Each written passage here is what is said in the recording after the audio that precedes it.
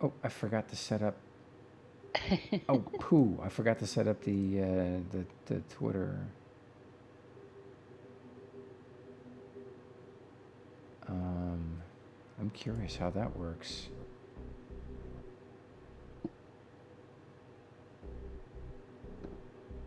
Oh, Oh, I oh, don't know. wait a minute. I didn't have to set anything up. I did it? It just did it on its own. Well, cool. Whoa, whoa, whoa. Holy cow. All So right, so I'm we'll not... just go with the Oh, there we go. Never mind. default tweet. Well, how about that?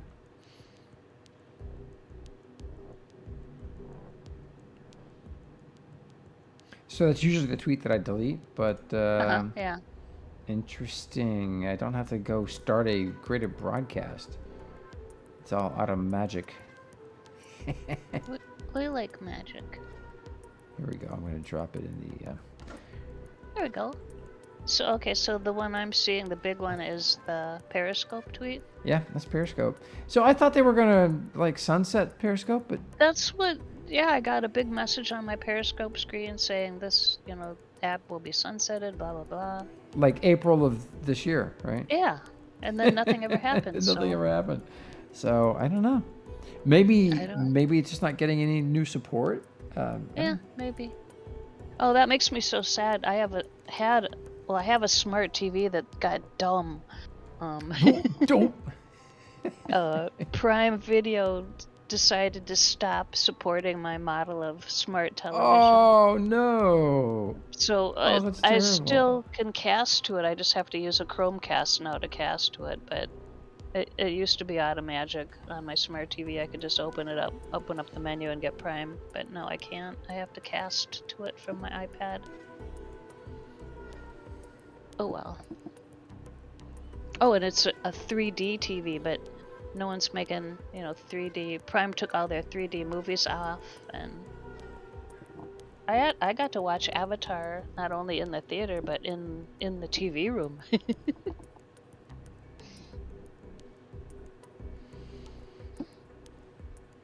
Oh, my buddy Casanova, the Dive Whisperer. I love this dude.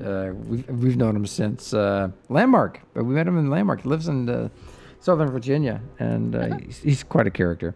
Outdoors guy, but he's got this amazing dog. Sam is a German Shepherd. There's a picture he took of Sam 8 years ago today. You know how I do the 1 year ago today or 3 years ago, Yep. all that stuff. So he puts out a tweet this morning, 8 years ago today, and it's a picture of Sam sitting on a step, looking down the side of a wall or whatever. But it's this brick wall, like it looks like it's in an alley or something.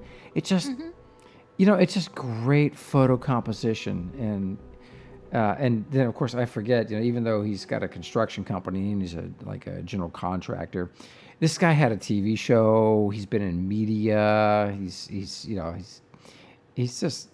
like you. He's like a jack of all trades. It's just really, yeah, it's really something. But it was a cool picture. It's on my Twitter. I retweeted it this morning. Okay, I didn't see that one. I don't think I did see the dog one. The dog talking about the guy talking to the dog about the fridge and I ate it. And then I put cat treats all over it. Gave it to the cat. Oh, that is the best. Yeah, I love that one. That guy's made a bunch of stuff, but that one's the funniest one of all of them. It's like, yeah, never It's gets so old. perfect. The dog talking back is so perfect. Like, hi, Bargain. Barking, hey man. Hey, Soy. Soy. Nice to see you guys. Welcome. Fargan, you're first.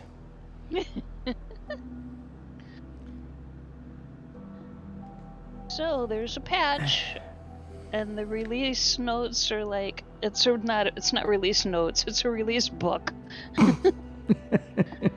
A release manual. Release manual, yeah. So much of that I don't understand whatsoever at all. So I suppose, I mean, if I thought about it, because it's code and stuff, but blocked that part of my brain out for a while. So my daughter got back from Philadelphia safely. Oh, great. Good. She gets tested on Wednesday to make sure she didn't pick up anything. She'll be fine. She's probably got. Yeah. Innate. So. What do they call it? Innate immunity or natural immunity? What?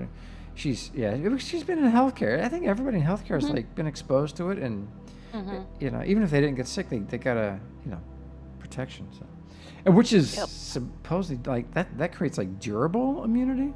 I was reading up on durable immunity. Holy cow! It's like the people that got exposed to the original SARS. When was that? Like 2012 or 2015? It was like a long time ago. You remember that one? Yeah.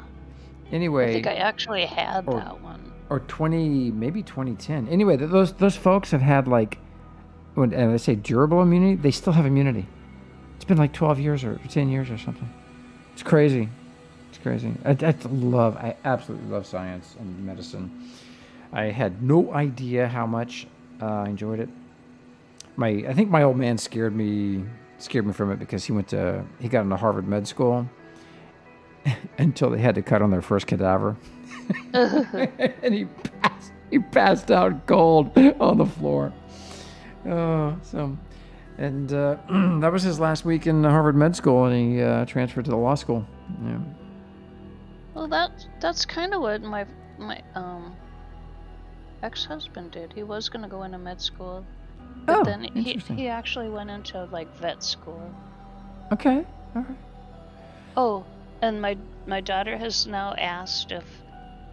So when I got married, when I was married, I did not take my husband's last name. I kept my own last name. Oh, really? Oh, interesting. Yeah. So you knew. And then, well, yeah, I was like, I'm not going to lose my independence. I'm keeping my own last name. And then when we had our daughter, we hyphenated our names.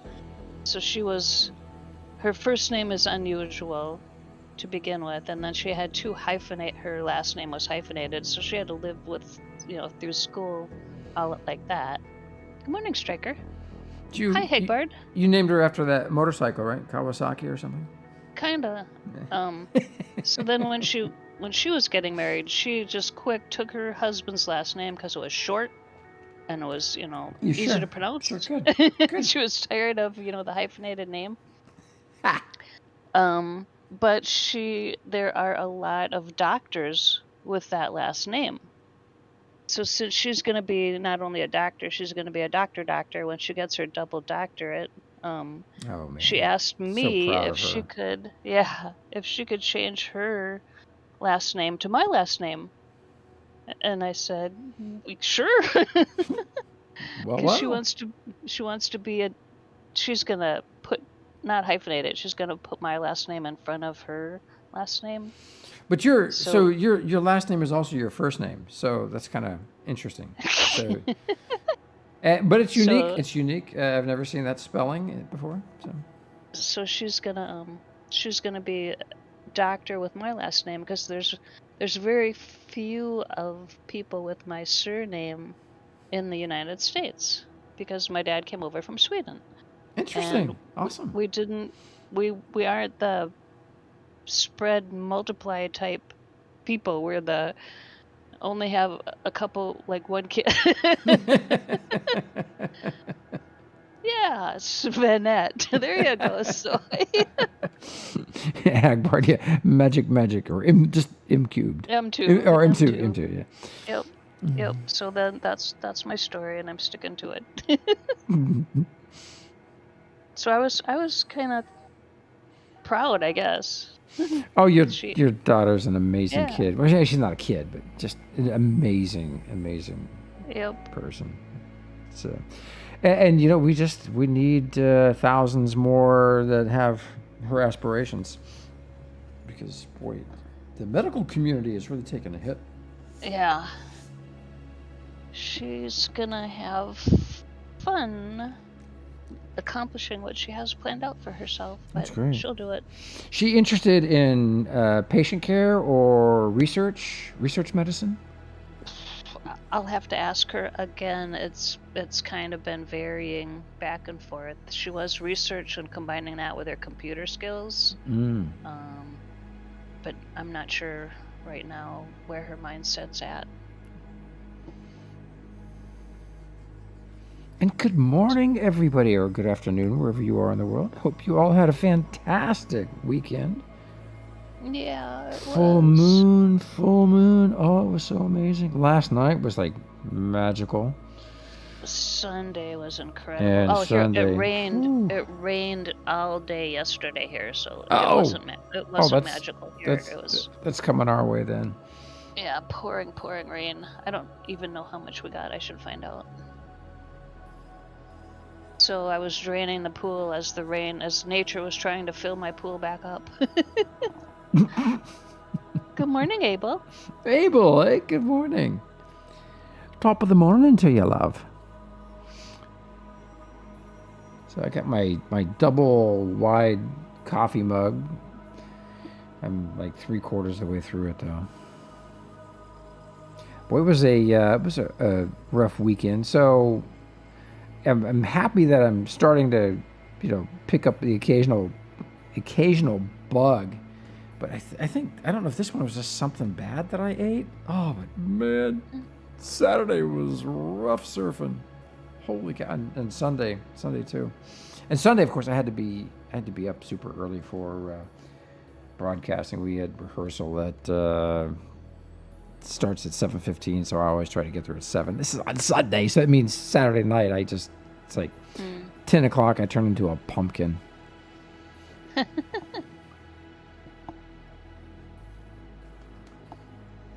I keep thinking, I I would like to be able to sleep in on Sundays.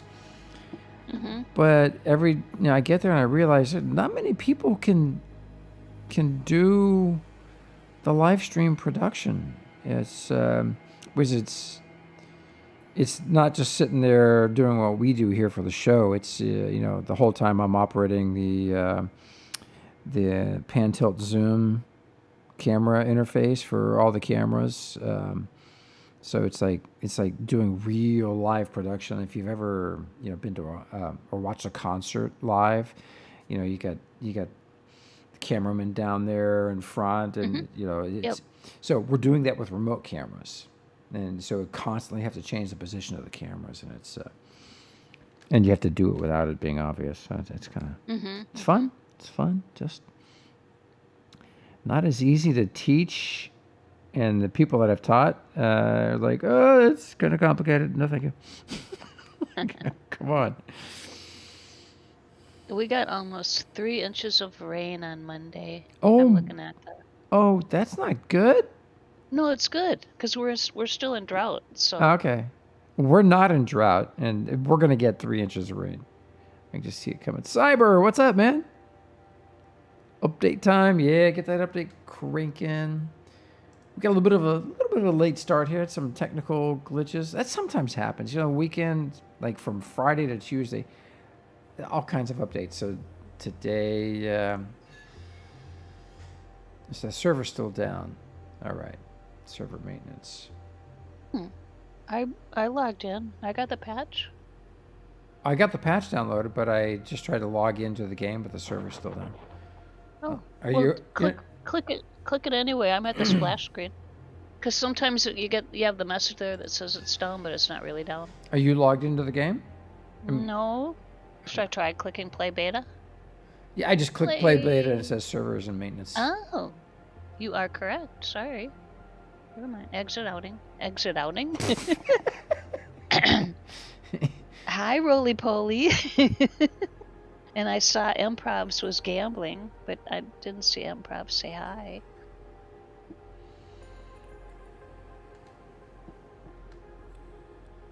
Yeah, so Sunday here, it was bright and sunny, and it was like 90 degrees.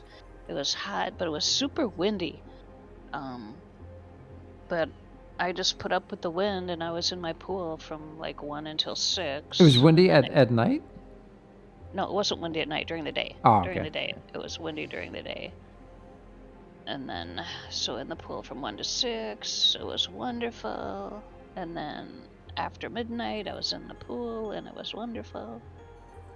But now the pool is almost empty. Which is good. It's time to put it away. What, tomorrow is fall, right? Mm-hmm. September 22nd for So Day of Fall. you do that all by yourself, or do you get help? Oh, yeah. Okay. No. I'm impressed. My former boyfriend and I used to do it together. I think actually I find it easier doing it alone. Arrow pointing at me. Does not work well with others. You're right. Ta-da-da. You get your cat to help you. It's a smart cat. He's really smart, but he wouldn't be much help. He'd be more get in the way style. But yeah, I Garros, hey just man. do it really slowly.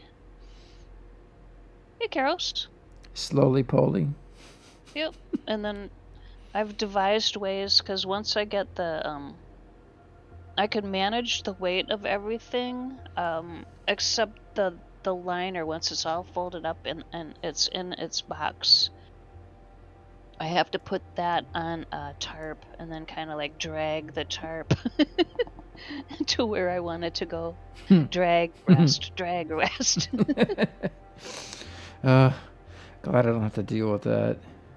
Oh. Our entire backyard is sloped. There's not a flat spot in it. It's kind of stinky. We're thinking about terracing everything, but God, it's so expensive. Yeah. My backyard is flat, fortunately.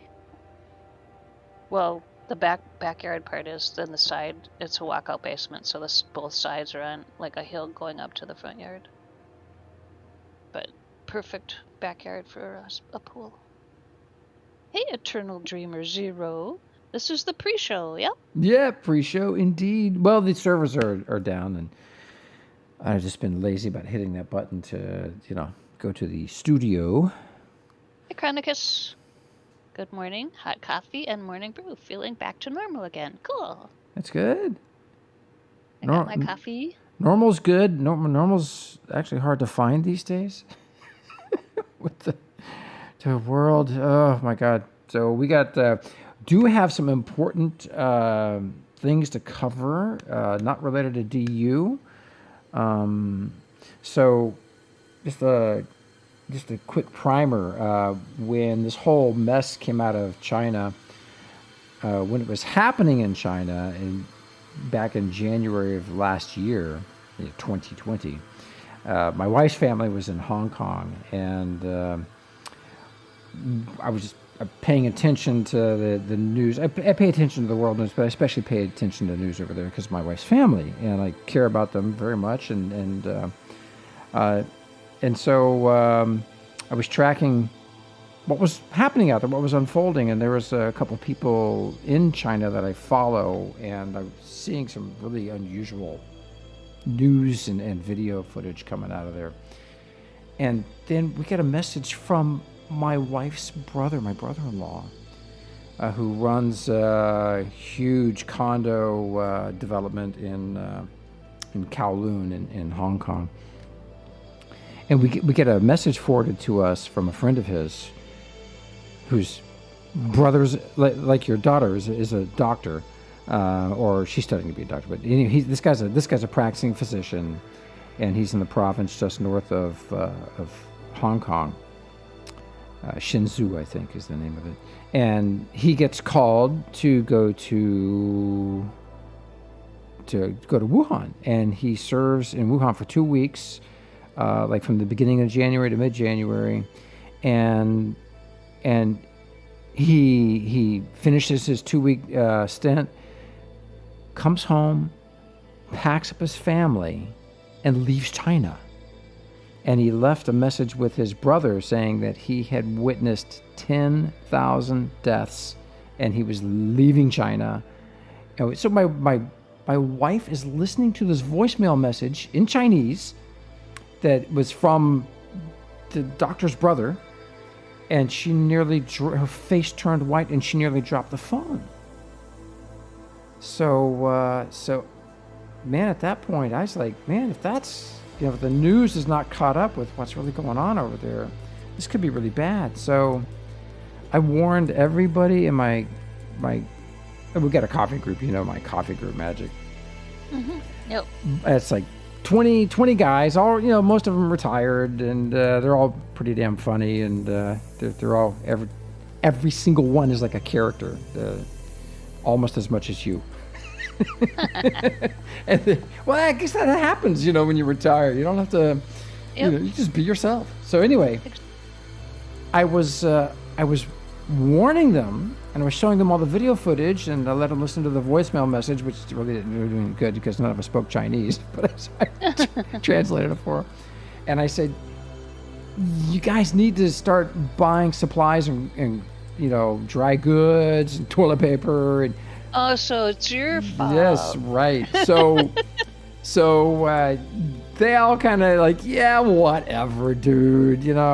Just go buy us some coffee, would you? So I told them for like 5 days, I kept telling them, guys, you got to take this seriously. You've got to take this seriously.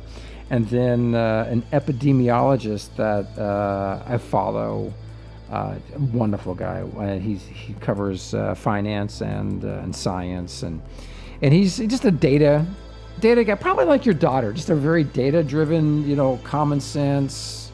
Let's just look at the truth, and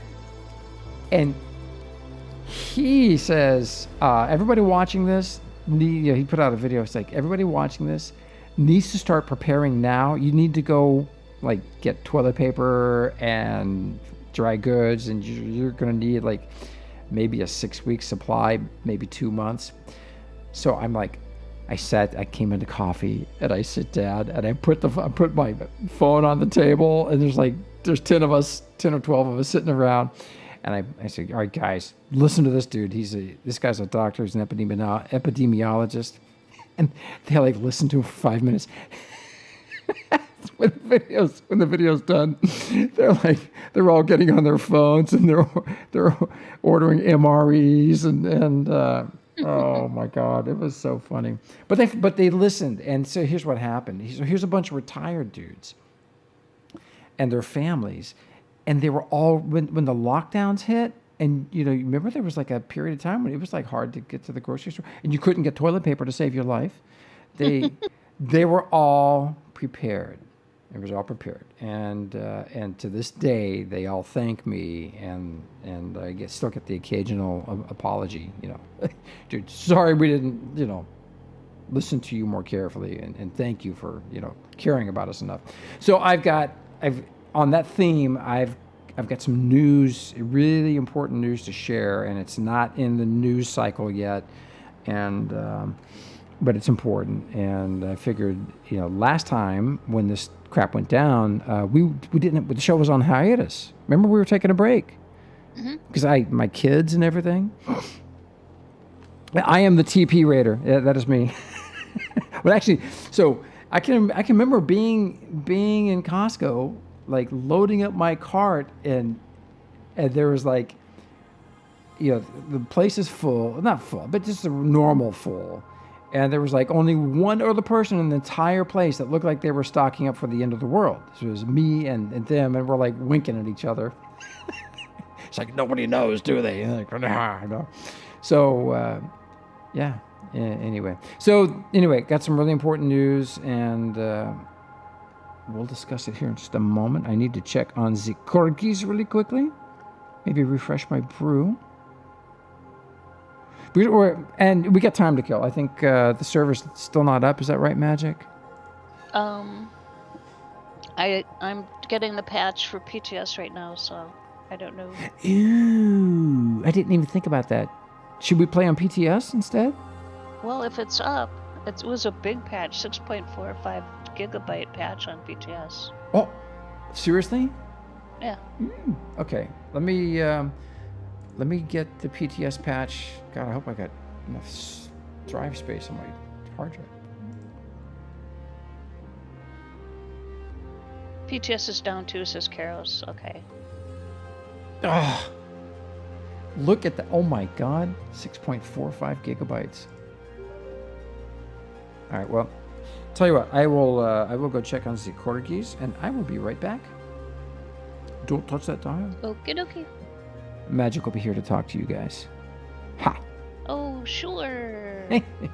Yeah, might as well update PTS if you've got it. Update it. It just means we missed a patch. Could be Hagbard. 3 hours Patch later. in between, yeah.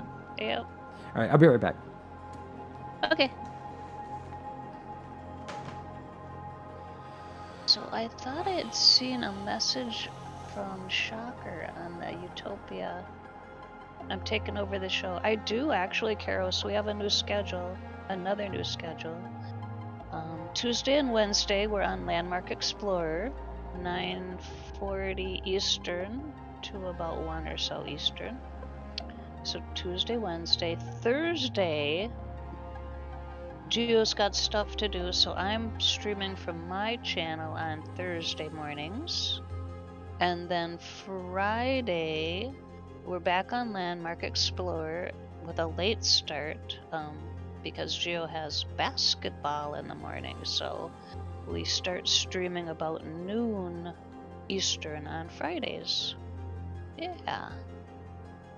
So live was announced to be down until 1500 UTC. So can someone translate that into US? I can Google it.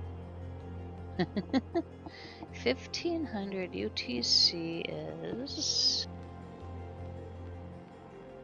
is not the 15-day forecast or a 15-minute timer. Boy, Google. 1500 UTC is what? Oh, 10 a.m. Oh, so we got another half hour or so. Okay. And then PTS is down as well. Hey, Crazy Horse. 11 a.m. Eastern, yeah.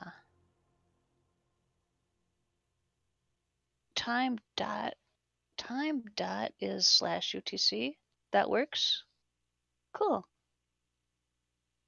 The big news, I know, big news, and then he runs off like a trick to make us keep watching. Van Herk. Yeah. You know it, Van Herk. You got it. Yeah, I'm curious too, because he hasn't given me a hint. Yeah, I know, Chronicus. It's gonna drag, and I predict that once we get in, someone's gonna find something and they'll take it down. Hey, Damien. Okay, so you must have got the you must have been more on top of getting the PTS patches than Gio or myself, Damien. Yeah, Eternal Dreamer Zero, just talking and looking at these wonderful screenshots of the game it's cool. I don't know if he's got music in the background because I can't hear it in my headphones.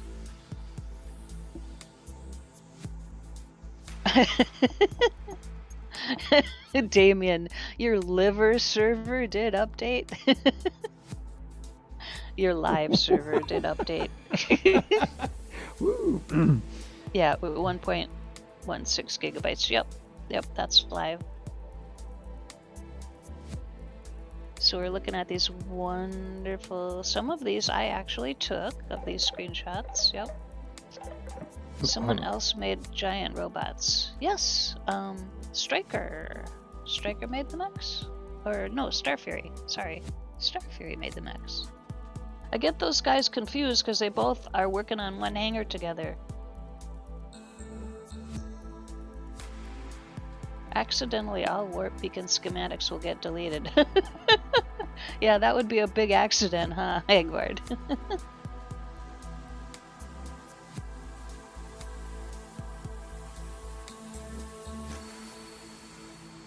And there's Falcor, and you can watch that YouTube video of Falcor. Did they make the mech functional? They fly. Their arms and legs don't move, but they fly like a ship. We don't have articulated joint capability in the game. So they can't walk or use their arms, but they are capable of flying.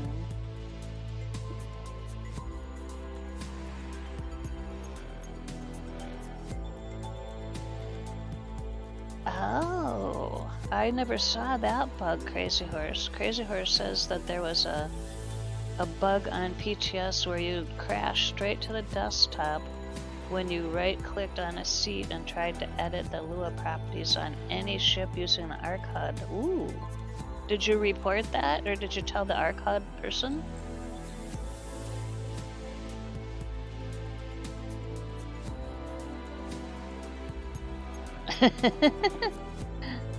Hagbard wants to see all the stacked elements explode when you sit down in a seat on one of those ships. Okay, cool, Crazy Horse. Always good. If you find something, make sure you report it.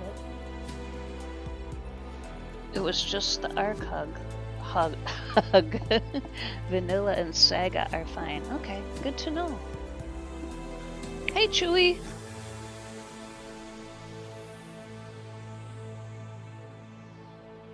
Oh, really? I'm Eternal Dreamer. I don't know if these are they must be vertical takeoff. Because they're standing up, so I think they are vertical takeoff as well. So, cool. Good to know. If we haven't seen those on stream, we should visit.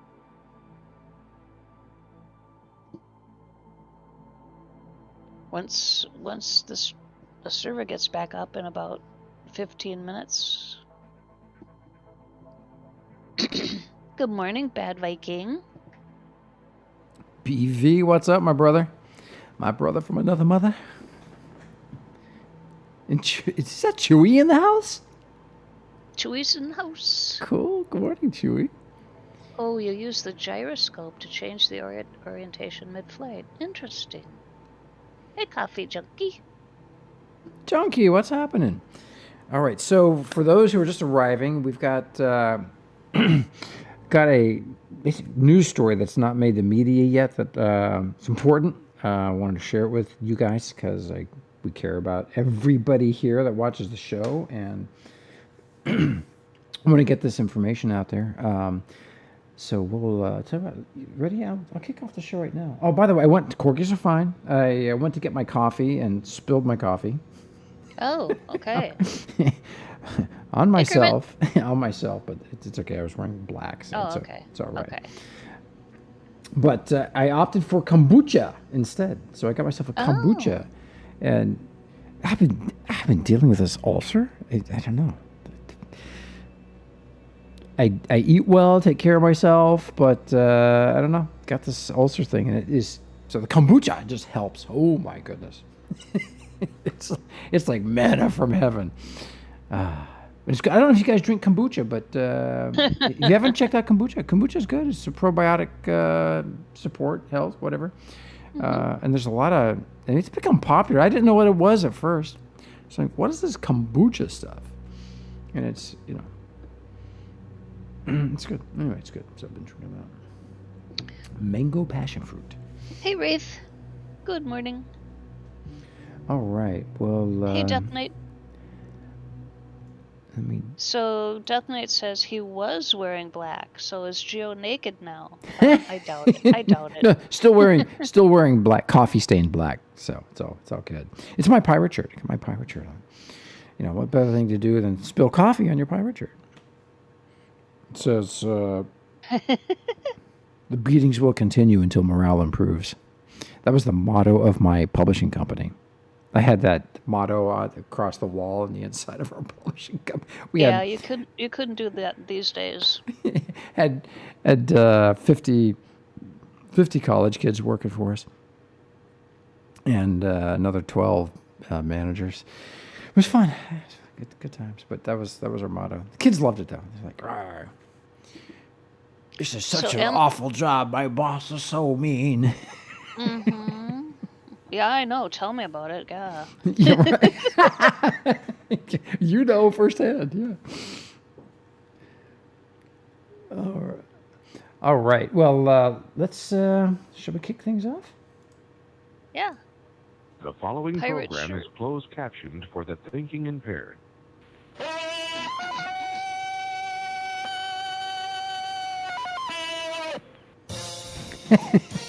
And live from Studio G, welcome everybody to the Morning Brew Show. We are here in the studio. The game's not up, but Still on slideshow. we got some stuff to cover. It's going to be fun. Can't wait. Anyway, good morning, everybody. Good afternoon, wherever you are in the world, and welcome to There we go. the fall season of the Morning Brew Show.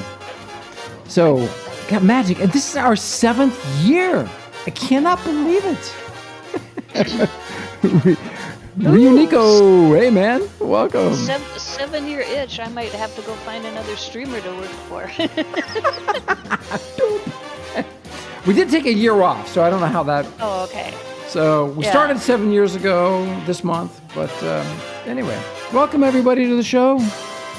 Got some news, a little bit of news to cover. Not horrible news, like, it's like doom and gloom and death and destruction, but something important that's happening that's not made it to the media, and by the time it makes it to the media, it's too late. So I wanted to get the word out there first, but I hope everybody had a fantastic weekend. It was fun. So Magic really, I think, had the best weekend of all of us. Yeah, I did. And we're thankful for that. Did you live stream any of it? No, I was going to, but the moon was so bright in the pool, I decided that would be a bad idea. The moon. Yes, the moon. There would be more than one moon in the pool. 2 moons over Minneapolis. All right, it was quite a weekend. Yeah, the pool stream. So you're getting ready to tear down the pool, right? Yeah, I got to take it down. All right. Well, it's a sad time. Now, if you were in Florida, you'd be able to extend that a little bit. By another 8 months. Yeah. Yeah. If I were in Florida, I would have an in-ground pool. I would never have to take it down. For sure. So let's see. We haven't done the newsroom stuff in a while. Let's see if I can figure this out.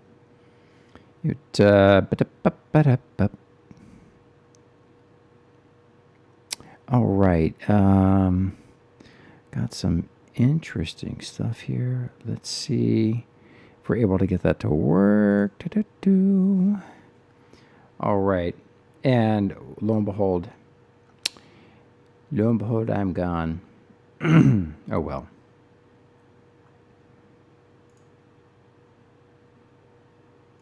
There we go. So I put out a tweet yesterday. For those that follow me on Twitter, you may or may not have seen this yet. Not all my tweets make it to everybody. So there's that. But I was at Costco yesterday. We had to go do some shopping, and I got a heads up from a friend of mine on Friday who is running for a state office here in the wonderful state of Virginia. And they're part of our big coffee crew that I was talking about earlier. Anyway, I got kind of a cryptic message from him. And it just said, hey, there's supply chain disruptions. You should go, buy some supplies. And he recommended dry goods. I'm like, oh, okay, that's unusual. Someone tells you to go buy supplies, and it's a trusted friend, and they tell you to buy dry goods. I'm like, okay. So anyway, I mosey onto the store after our morning coffee meeting yesterday, and I'm walking around at Costco, our local Costco. For those that don't have a Costco, it's like a wholesale superstore, and they have shelves that go really high up, and they stock them with forklifts. So they have all the inventory for the next 2 to 4 weeks is stacked up on the shelves, and those typically never really go empty. But the warning about the supply chain disruption started coming across my Twitter feed. And so anyway, this is from my little jaunt over to Costco yesterday. And this is the egg section, and this is the brown eggs. Normally it's stacked up to here. If you can, I don't know, can you guys see my mouse moving across the screen or not? Yep. Yeah. I can. Okay. So normally it's stacked up to there, and I just thought it was unusual. So I figured maybe it was a busy weekend, and Mondays are usually busy there. It was a slow Monday, only about 30 people in the store, customers. And so I asked one of the guys there, and he said, "Yeah, no, it's unusually slow today, and we've been like, everything's like pretty much restocked." I'm like, "Okay, all right," and I just thought that was kind of weird. And then there's another picture here. I don't know if you guys how well you can see this. But here is an entire shelf cubicle space that is empty. There's no pallets on that. There's no pallets on this. On this one right here. I should get a digital marker to show. There's no pallets up there in that space. All these spaces over here are empty. Normally full to the top with product on top of the shelf. You can see there's some product on the top of the shelf over there. There's empty space over here. And I took some more pictures, which I don't have up on the screen, but so I noticed this, and that's really unusual for Costco because they're like any of the big wholesaler places in the U.S. We got Sam's Club and Costco. There's a big variety, and if you're overseas, I'm sure you've got some places like this. But yeah, okay, so Crazy Horse. So remember we saw that happen when the lockdowns first hit, and so things have gotten pretty much back to normal. And even though the supply chains, the global supply chains, aren't at full capacity like they used to be, something strange is going on, and lo and behold, my friend is running for a state office. He's privy to a lot of briefings, and he knows he's working with the folks that are running for governor, and so it was unusual to get this kind of message from him. So I took it to heart. And I did stock up, not ridiculously so, just I bought the things that we'd normally buy. I'm just making sure I've got a 2-month supply and focusing more on like rice and stuff that will have some shelf life.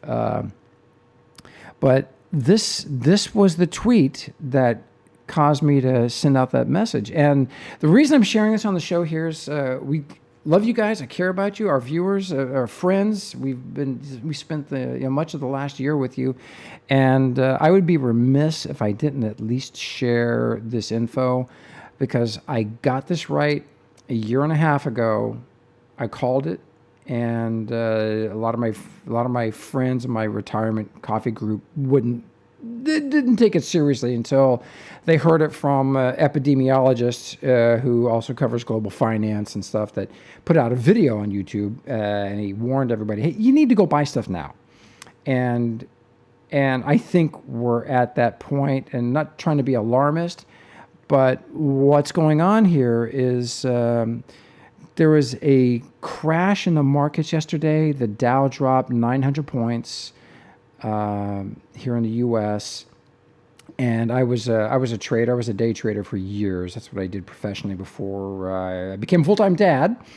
And the bounce at the end of the day was the bounce of all the major trading houses taking profits or closing out their margin. And so there's a little, we call it a dead cat bounce at the end of the day, which means today, I haven't checked the markets today. Oh, I know a dead cat bounce.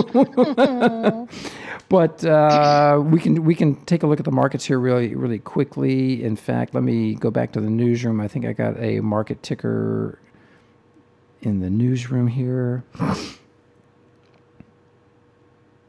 Stop stock up on dog's milk. It lasts longer than any other kind of milk.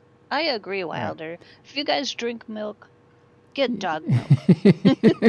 So the market's at 33,900. So it's kind of flat from where it was yesterday. So don't know what's going to happen with the markets. If this is the pullback, which the markets have been overheated for a while. The corrections are typically 10%. It could be as bad as 20%, but they typically always go up. So you get this kind of correction. But this time, there is something going on. What I don't know if you saw on my Twitter last week, but in China, there was a demolition of 15 apartment complexes. These were unfinished buildings that were empty because they have a command economy there, and they just decided to build these things when there wasn't demand for them, and they ran out of money. And so China is defaulting on a bunch of these loans, and people are rushing the banks, and it's caused a financial crisis there, and it's hitting here. So as part of that, there is also a supply chain disruption. And on my screen right here is a tweet from she's kind of an influencer. This is Gretchen Smith. She's got 100 some odd thousand followers on Twitter. Not someone I've been following for a while, but her husband apparently is the vice president of a global supply chain company, and she put out this tweet. Says, "We are seeing historic supply chain disruptions. Be prepared to live without anything and everything made in China." And now, mind you, my wife's from Hong Kong. She's in the finance sector, and she's sharp as a tack, and we're making changes accordingly. So we've not seen the ramifications yet, but these things could really, really be serious. And this was kind of in response to someone talking about global supply chain related to disruptions in China. But this gal has got another tweet where she talks about her husband being a VP of a global supply chain, and so my point is, don't be alarmist, but if you have a family, make sure you're prepared. Responsible thing is always make sure you got a deep pantry, and only buy stuff that you're going to use. And so when I do stock up, I stock up on things that I intended to buy anyway. I just make sure that I don't have to go to the store for maybe 8 weeks, and we might be at that point right now. So, not financial advice. Nope, not giving financial advice, because I'm not a certified financial advisor, though considering that. But that's a lot of work. Spaceman. It's easier to get through med school than to become a certified financial advisor. Wow. Yeah, it's true. But there are disruptions potentially coming. And so it was unusual, and the reason I'm sharing this morning is it was unusual to be at Costco yesterday and have all of those empty shelves. Strange. Well, something I noticed, not last weekend, but the weekend before, I live across the street from a gasoline station that also has some groceries. And I don't often crave ice cream. Ice cream isn't one of my things, but I had a craving for ice cream. So I walked across the street and I went to their freezer section, and they had all kinds of ice, like ice cubes. And then the section right next to it that normally has ice cream and frozen yogurt and ice cream sandwich bars and, all those good ice cream treats was totally empty. It was all gone. There was nothing. And I was like, huh. Did you ask? I did not ask. I just said to myself that, well, apparently you aren't supposed to have ice cream, so I walked home. Jeez. Wow. So the potential ramifications of this, if this meltdown that we're seeing in China is happening, and it's happening. I mean, I've got verifiable evidence from people in China that there, this construction disaster and these loans on property have gone south, and the government is illiquid. Now, here's a government that prints its own. It's a command economy. It's not like we have here in the West. So it's just something to be concerned about. So some of the anecdotal things I'm hearing is that things that are part of the food production here, it's like if there's any processed foods, especially, expect possible disruptions. And some of the things that are made in China for the processed foods are really not the foods themselves. We get a lot of that stuff from, we get a lot of our stuff from the U.S. or from Brazil. But the packaging, the containers, the shipping crates, a lot of that stuff is manufactured in China. And then another thing we've seen is outside the port of Los Angeles, there are anybody live out there in San Diego? I know Voxelvision does, but outside the port of Los Angeles, there's a lot of container ships that they've not been able to offload due to limited staffing. So there's just a variety. There's a variety of supply chain disruptions, and it's been. I don't know. We don't have it in the news yet. So my whole purpose of bringing it to your attention now is, if you have the means, go stock up a little bit. It never hurts. It never hurts to have a deep pantry, and just buy stuff you normally buy. And if you need batteries for things, make sure you got your batteries. And I know many of you in Europe, you get your meats possibly from they're grown locally, and you get it from the butcher, and that's a really great thing. And if you're in the U.S., it typically doesn't happen, but I'm talking to some of my neighbors about teaming up and buying stock. You can buy locally from your local farms, and a lot of people just don't think to do that. So, you get 2 or 3 of your neighbors go in, and you can buy the animals there from the local farm together, and then go to your local butcher and have it delivered there, and then they prep it and call you when it's ready. So, I know. Be prepared to think out of the box. Hopefully, it's a big nothing burger, and life will just be consistent and normal. But I bring it up because I was spot on about the last one, but we weren't streaming back then, so it really.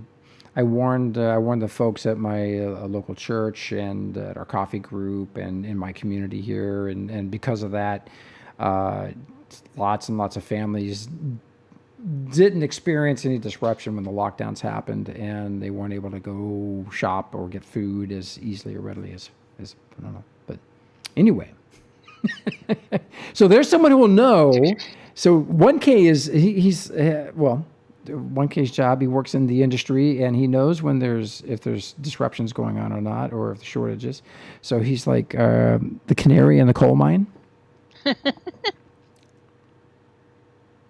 And in the weather news, it snowed in the mountains of California. No. Yeah. Really? Yeah. That's crazy. Already? Yep. Yeah, South Lake Tahoe was expecting snow and wind over the weekend. Yeah. Upper altitudes. Yeah. It's you likely have more money in your account than the U.S. government does in its in terms of. Oh, yeah, it's funny. That was a joke. Who was it? One of our friends, Brigo, from Landmark. He was tweeting out, when he heard how much the national debt was, he's like, we've got more. We're more liquid than the U.S. government is. Yeah.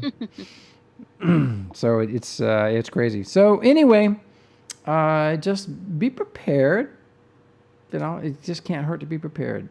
And boy, something I'm in the midst of doing right now is buying a little extra silver. So great advice, always, no matter how much money or wealth or assets you have. It's always good to keep 10% of your assets in precious metals, just as an emergency backup for you never know what's going to happen. We get hit by a meteor, a big one. Things could go bad. So, since I was a kid, my father drilled the philosophy into us.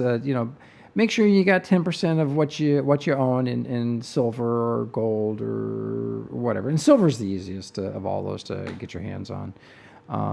But it's just never bad advice. So even if it's not 10%, it never hurts to have a little bit. I don't know. So a lot of you guys are doing that digital stuff, that crazy Bitcoin thing. I know nothing about crypto. Soy's is in lead. Lead. Oh my! We just got word. New update. Dual universe announcements. Maintenance has to be extended. Uh-oh. Oh gosh! For an extra hour.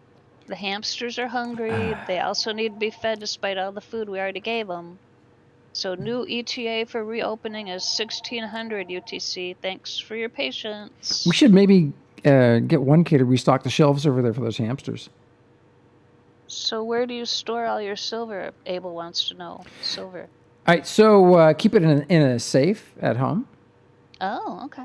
Mm-hmm. Where's the chicken little jibber jabber? Hi, Mythkill.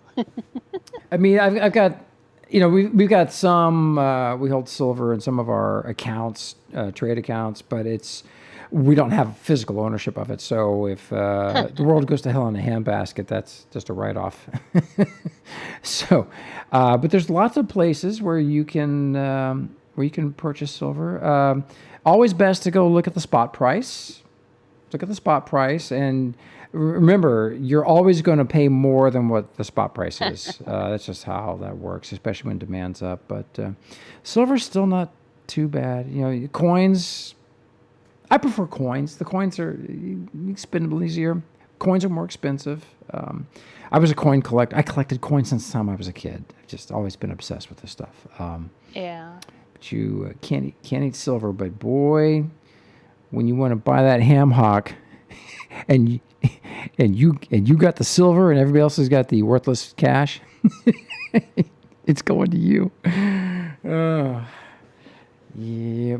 Well, and it's funny. I say, some of this we say kind of tongue in cheek, but I can give you a list of countries who experienced overnight hyperinflation, and their money became worthless overnight, where wheelbarrows of their cash couldn't buy regular goods. And the most recent of all of those was Venezuela. And so you just never know. But a supply chain disruption, though, is a genuine supply chain disruption, because now we have global supply chain. It's not like it was in the 80s. We rely on so much from China, and it's that that's an interdependent relationship, and they're experiencing some really serious problems. It's what caused the stock market to drop 900 points yesterday. And some of that was in the news, but the media is not talking about supply chain disruption yet. It won't be in the news until it hits the news. That's cool, Coffee Junkie. There you go. That's great. Kermit has gold teeth in a jar. Mythical says, why would you trade silver when your M4 could get it for a lot cheaper? M4? I don't know what that is. I'm not sure. I don't know, Mythkill. So we got another hour. There's a whole, since I've been clicking on the whole metaverse, virtual world type of articles. I'm getting a whole bunch of things in my new feed about new games that are coming up, could be coming up. The most recent one I got was called Echo. And I don't know if there's a trailer for Echo. Let me just Google it. Echo. Oh, I thought it was a gun. Oops.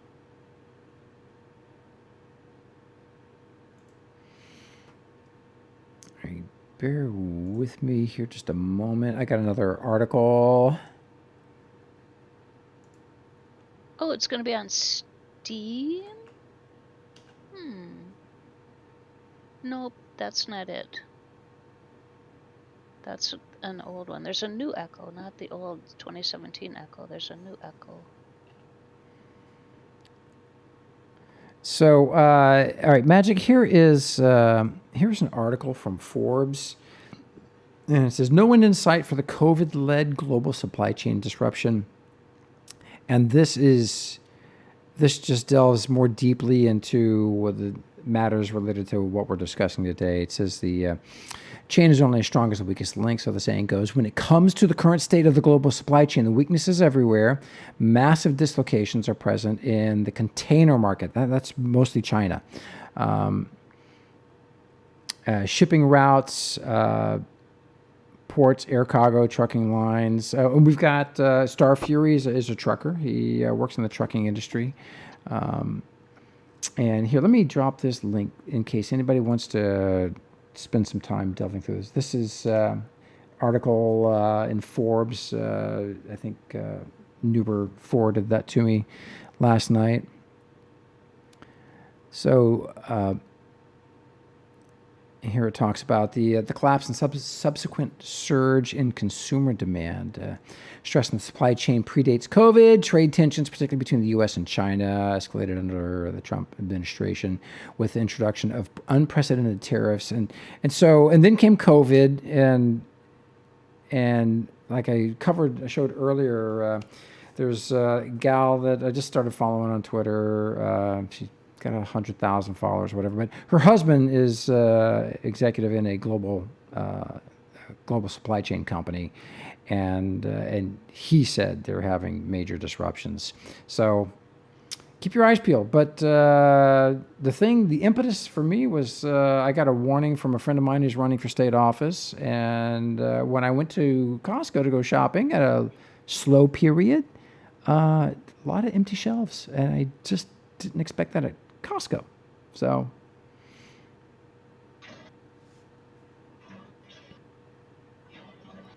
and I'll keep you guys posted. I don't know if you guys saw the implosion of all those buildings. Did everybody see the implosion of all those buildings in China from last week? I'd never seen anything like it. It was a synchronized demolition. I'd never seen anything like it. It was rather amazing. And so I didn't think anything of it. I just thought, this is cool engineering. But it was related to buildings that they couldn't finish and they didn't have any buyers or tenants for. And the loss on the loans is pretty staggering. And the government has been illiquid when it comes to those loans. Or the banks, rather, have been illiquid. Of course, it's a command economy. So it's interesting. The link I dropped in is an official teaser for the game Into the Echo. The avatar looks a lot like a Landmark avatar. Oh, really? It's only 53 seconds if you want to play it. Yeah, I do. Hold on. And thanks, everybody, for sitting and being patient. If you are... please reach out to me on Twitter if you are seeing any visible supply chain disruptions happening at your where you shop, bare shelves or low inventory that just seem abnormal. Take a picture, send it out on Twitter, tag me. It's just the pizzas. and I got to say, the only place where I've seen anything unusual so far has been at Costco. It's like all our local restaurants are fine. There's nothing. My local grocery store is fine. There's nothing, no issues there.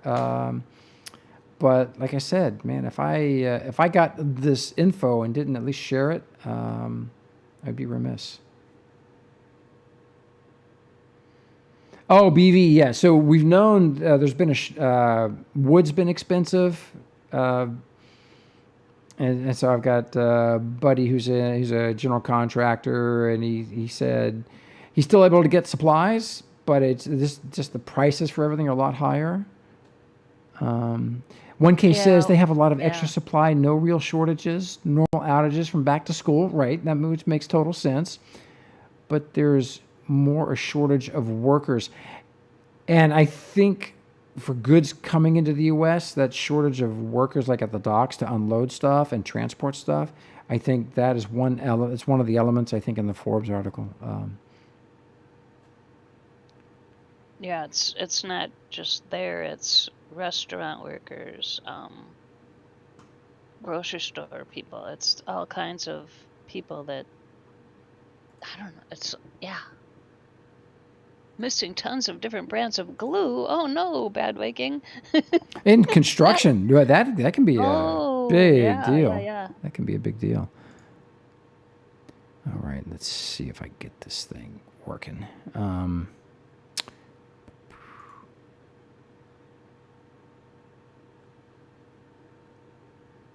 So many buttons to push, Magic. It's been a while since we did any news. It's nice. We wanted to do like one news show a week, but we talked about it, but it's a lot of work. You remember all the work we used to do, just finding stories and getting prepped to cover them. All right. Now, tell me if I'm wrong. If this avatar does not look like a landmark avatar once it starts. All right. Well, let's check it out. Yeah, Metallica, we won't. It's too much work, and when we tried it, our audience just died.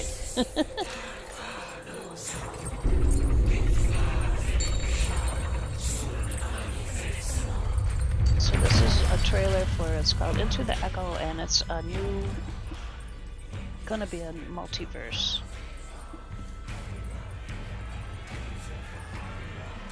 Wow, Magic, you're not kidding.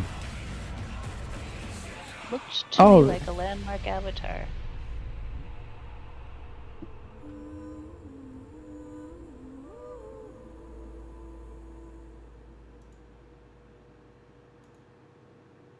Even the animation, the hairstyle. Yeah, let's try this again. So this is definitely in-game footage. Mm-hmm.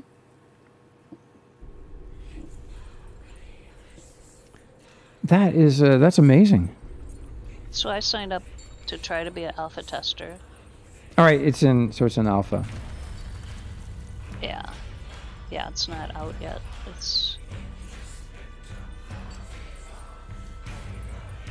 It's a beautiful trailer. It's gonna be what does the verbiage says? It's not linear. It's more like a wheel with spikes on how you advance. Mm-hmm. And there's gonna be magic, obviously. That's cool. As she walks into the magical portal. That's cool. But it's not voxel. I don't believe it's voxel based though.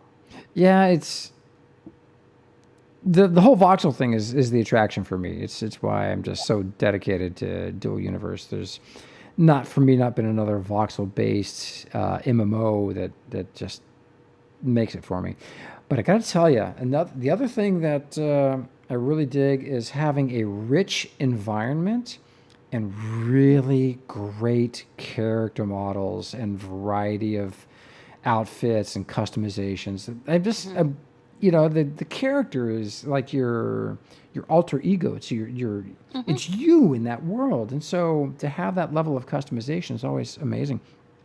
So from Sony Online Entertainment, when that kind of all went away, the teams that worked on our favorite games there that are not still there anymore moved on to two places. One is Intrepid Studios, And I absolutely love what they're working on, Ashes of Creation. I haven't bought into it. I don't own the game. I'm just waiting until it comes out. But some of my favorite game designers are working there, and they're kicking butt, and it just really looks like it's going to be a beautiful and complex and amazing and very intriguing MMO. And the other one, which you guys have been watching, is Play New World. New World by Amazon Game Studios, and of course Smedley from Medley, yeah. from Sony Online Entertainment. And although I'm not a fan of the guy, he carries a lot of weight in the industry, and he brought over the team that left that didn't go to Intrepid went with him to Amazon, and Well, and one of Josh those. went to WoW. Yeah, and Josh went to WoW. So some of the guys went on to Blizzard. Yeah, they were the first to move on, and we've tracked the wonderful things they've done over there. But my favorite character designer, Satoshi Arakawa, who worked at Sony Online Entertainment, and he designed all the characters and so many outfits. And of course, he didn't do the rigging and the kinematics and the animation for these characters, but he designed the characters and the outfits. And that guy is so insanely talented. He's my favorite number one character designer, character modeler, 3D designer in the entire gaming industry, and he's over at Amazon Game Studios with Smedley. So it's I don't know.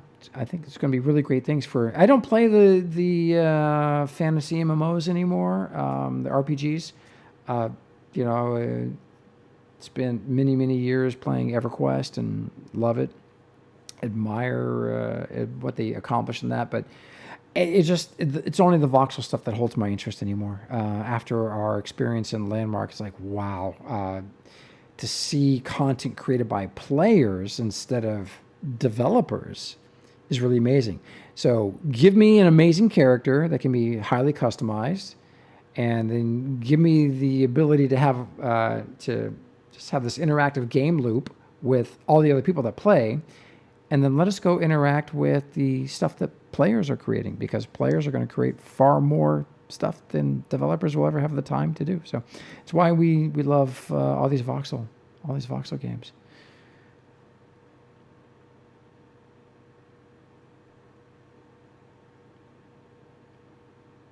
You following a lot of the comments here, Magic? I haven't had a chance to catch up with them. Yeah, BV was telling me that a lot of games are using the Landmark character design now.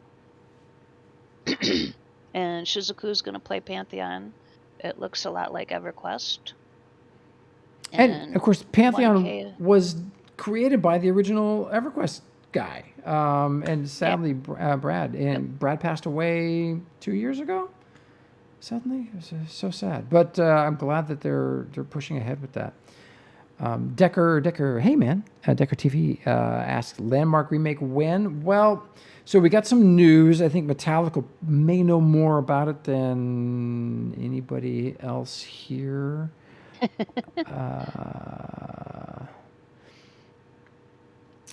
Hi, Dylan Valentine from Iowa. Dylan, welcome, man. So it's interesting. So Daybreak sold to is it EG7? Something like that. Yeah. A company game company out of Sweden, and they acquired Daybreak for like 300 million. And Metallica, you still there? Yeah, he's still there. Yeah. So we were hopeful that this, because they do amazing things at EG7. Yeah. And so they acquired Daybreak, and now the CEO, who I like very much, over from the Swedish company, is stepping down, and it looks like one of the partners from Columbus Nova, and this is a guy that I don't know. I don't know anything about him, but it looks like he is going to step up as the CEO. So really, it's like Columbus Nova used somebody else's money to enrich themselves, and now they're going to be back in charge of the thing that they destroyed in the first place. So Yeah, we were really sad. We were really hopeful about EG7. yeah. We were Now, like I said, I don't know. Yeah. I don't know anything about this guy who's going to step up into the CEO role, and so I don't know. Hopefully it'll be good news. But I'm with Metallica. It's just basically don't hold your breath. Yeah, they're looking, because we know those guys from Columbus Nova are always looking for the easy win.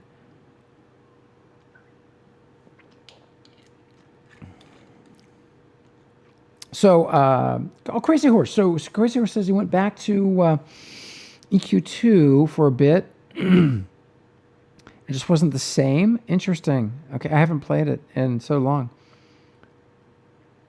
And Shizuku says, if you have a VR, you should try Anyland on Steam.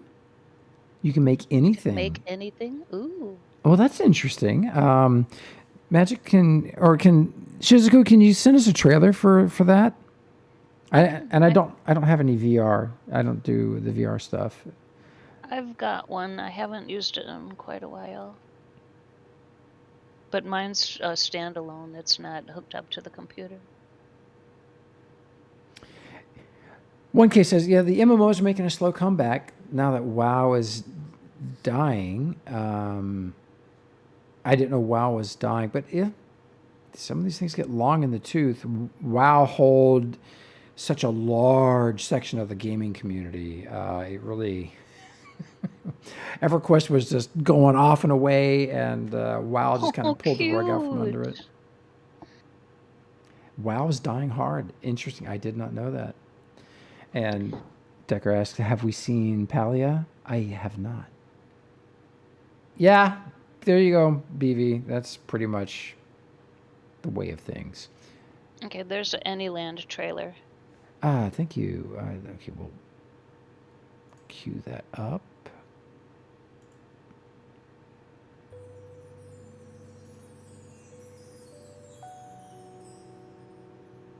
And I will Google Palia.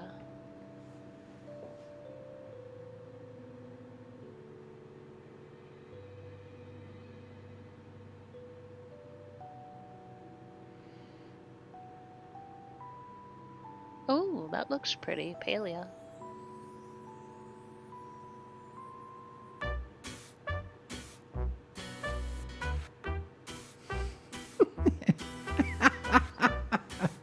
I like this. That's funny.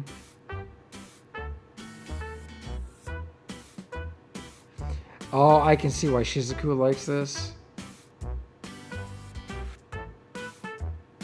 Aw. Shizuku is such a creative storyteller. So is Metallical. And so much of our crew from Landmark. Oops, oops, oops, don't do that.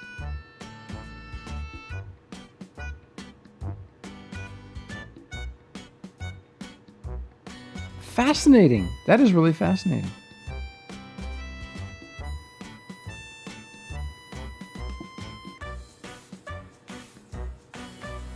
A sibling of Miniland. Fascinating.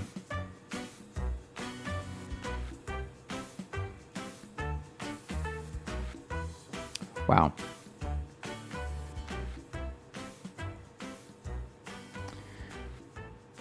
Okay, I got a Palia trailer too. If I can get my cursor to go to the right. So Dylan says Neo's VR is much better than Anyland. Oh, that's one I don't know of. It's such a great audience. You guys have so much knowledge about what's happening out there in the industry. Thank you for sharing, by the way. Really Okay, the enjoy link that. I just dropped is the Palia trailer, and I will Google Neo's VR. And don't anyone try to sneak some video we don't want to show. Maybe you should preview first. I am. Ooh, this is beautiful. Oh, I like this.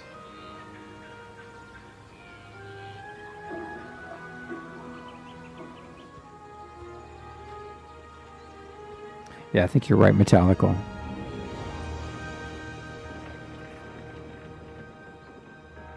Ooh. Some of these trailers are really long.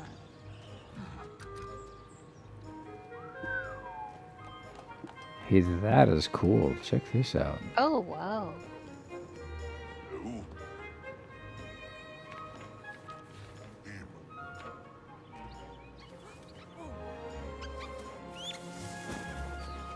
Oh, I love the art style. Yeah, Eternal Dreamer, yep.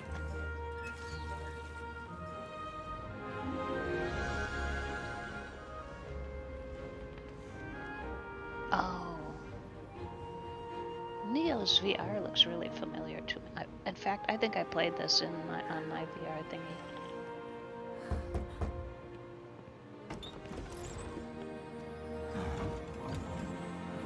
Yeah, this is beautiful, this game. Wow. Obviously Elements, but...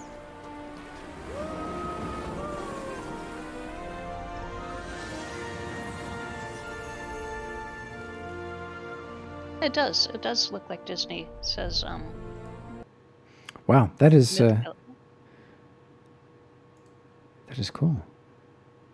a low-stress MMO, mostly crafty building and community events. I like it. I like that a lot. And then this one I'm dropping in chat right now is the Neo's VR. Oh, Palia's by Riot Games. Did not know that. Man. Well, that's cool. That's interesting that they would make something like that. And this is Neo VR? Neo's VR? All right. I wonder how many space elevators will appear there. Well, we could build it with elements. Hello everyone, I'm Fruxius, creator of Neos VR, and I'm very happy to announce the release of new major version 0.8, a massive update with thousands of bug fixes, tweaks, and new features. This update cycle has been mainly focused on improving Neos' social features. And this one's like 3 minutes long, So so let's have a you look at don't what's need new. to just like, you can just show some of it, but it's really pretty. It reminds me of a space game. Meeting place, and an example of interactive environments that can be collaboratively Isn't that built pretty? within Neos VR. Wow. It also features a new UI for browsing and searching worlds created by our users. Neos now has a physics-based locomotion system, so you can walk, run, and jump around in environments. It supports climbing as well and is highly customizable, allowing to create Yeah, zero-G it reminds me, yeah, VR skating, chat, yeah. boosters, So ramps, I like the box ability to castles, search other people's spaceships, creations. and even an actually working I love the way they did it in Landmark, and Yeah. this one looks really good too. As well, thanks to the new procedural animation systems for eye movement and walking. Thanks to these, our community has built virtual devices that automatically set up your avatars with jaw and eye animations with a simple click of a button. Many of the UIs have been completely redesigned or significantly improved. The core Neos functionality is now accessed through the dash. Additionally, contextual tutorials were added to help new users learn about the basic controls as they explore. The new file system lets you see status of other users, send them messages, invites, or even objects. Invisible modes lets you appear offline and keep all your sessions private by default. To better manage bigger groups of users, you can now use the permission system, restricting what other people can do in your worlds and who can join your session in the first place, allowing for private sessions. The long-awaited undo-redo functionality has been added as well, saving lots of frustration when building and editing into multiplayer environment. On February the 1st, we launch an ICO for VR Neos chat Credits, plus our Roblox, cryptocurrency token. says Blood This Violet. enables our Yeah, community to trade that's their creations it's and cool. services, and funds My further daughter development builds a lot in efforts. Roblox. We've She already loves it. raised over $10,000 and saw some first trades. You can read the news white paper to learn more about our inverse economy. Our community has grown significantly over the past few months. We broke our record in number of concurrent users. So, oh, he was just talking about the number of concurrent users, which was I was going to ask. And saw an increase in quality and quantity of user creations, whether they're works, art. All right, has anybody out there beside Dylan tried this yet? Fascinating. And is it? Where do you buy it, on Steam? I think it is on Steam. That's pretty cool. That is pretty cool. I like that. All right.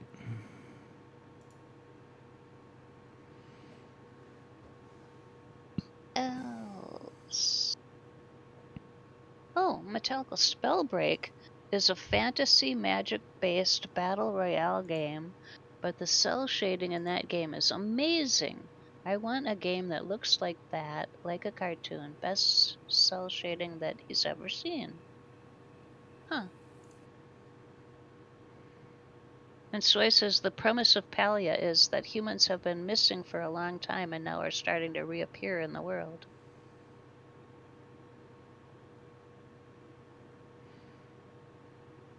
It's like Earth in the future.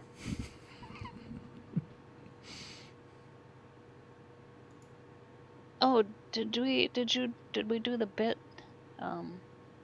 Bitcraft trailer? Let me see. Let me scroll up. Bitcraft is one of those you can make money.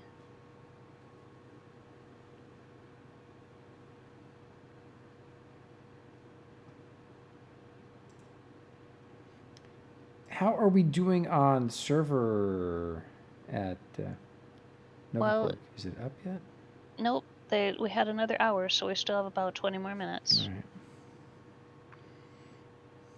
20 more minutes left of the hour.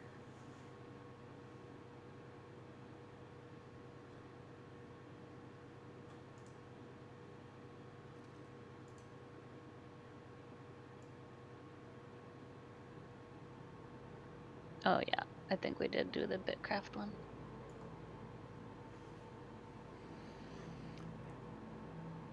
For me, there's still nothing out there that satisfies that itch for me that Dual Universe does.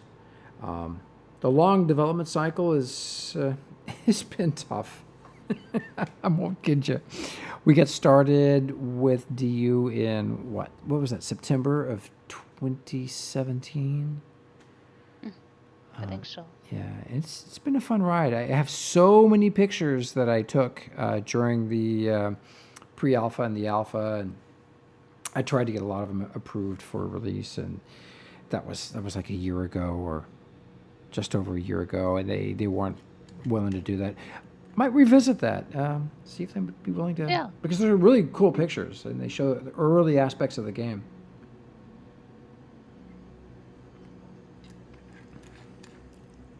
Tweeted out a picture from a year ago today of when we discovered Mr. Yo.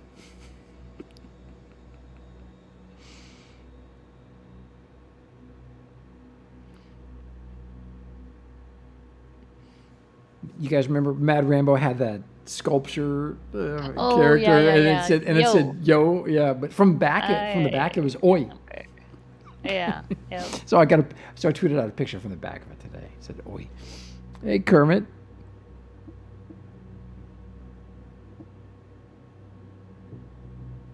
Oh, Kermit, I would say you could paste that in streamer discussion, because that didn't, what you pasted didn't work for me, but I don't think you can, because I think you left our IC Discord.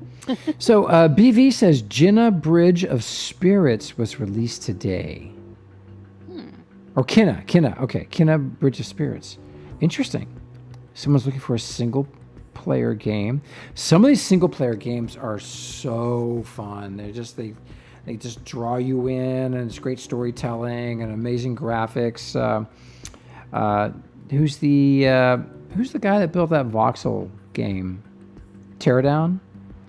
What a mad genius. Too bad all that tech just really wouldn't work in an MMO. That would be so much fun if it did. So Bad Viking says, another BV, we must duel. There can only be one. So we got Bad Viking and Blood Violet. Finally, we got both of them here in the house at the same time. Yeah, we have two BVs.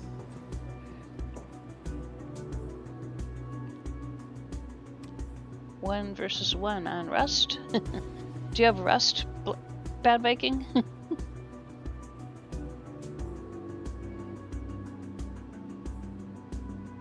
Shizuku says Fear was really good back in the day. Mm. Nope. Humans in the octagon.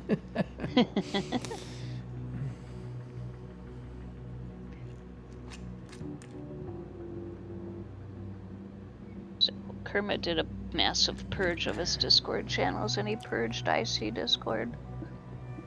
Doop. So he can't post in streamer discussion. Kermit? Kermit wasn't in our org, so Oh. he didn't get deleted out of our org for I'll deleting our. I'll be right back. Okay. So. Oh. Slideshow.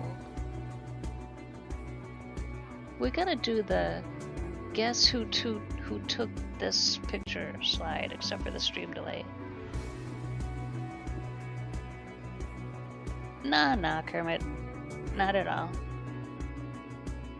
So if you ever want to post a link or anything, you're just gonna have to whisper me here on Twitch.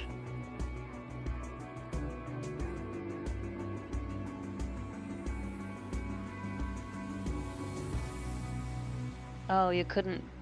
Bad Viking does have Rust, but he just couldn't get into it. So, Blood Violet and Bad Viking. Chess. Rock paper scissors. How are you gonna duel over the BV acronym? We could do BV1 and BV2 or BVT. Blood Violet could be BVT. Oh, thank you, Metallica. And for some reason, when other people post YouTube thingies, it doesn't show the picture, but when I do it, it does. What is that, Metallica?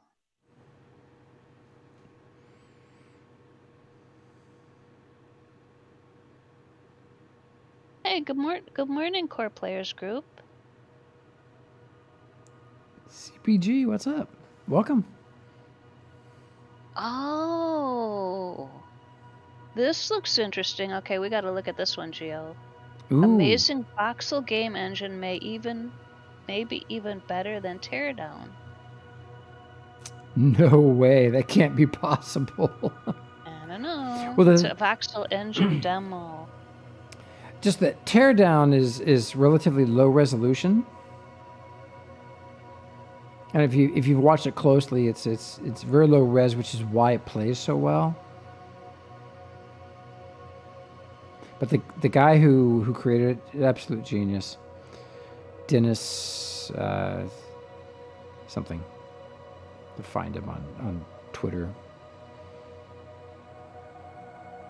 It's funny. I reached out to JC and when I first discovered this guy Dennis, and he and JC I think already knew each other.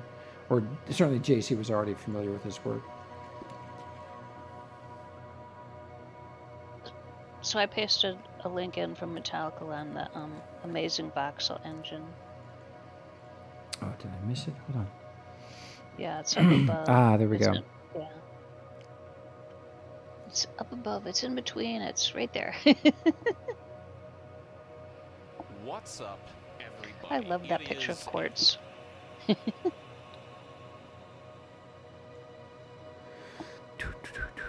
Oh, check it out.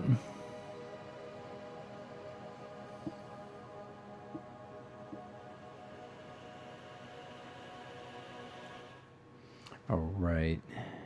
Here we go.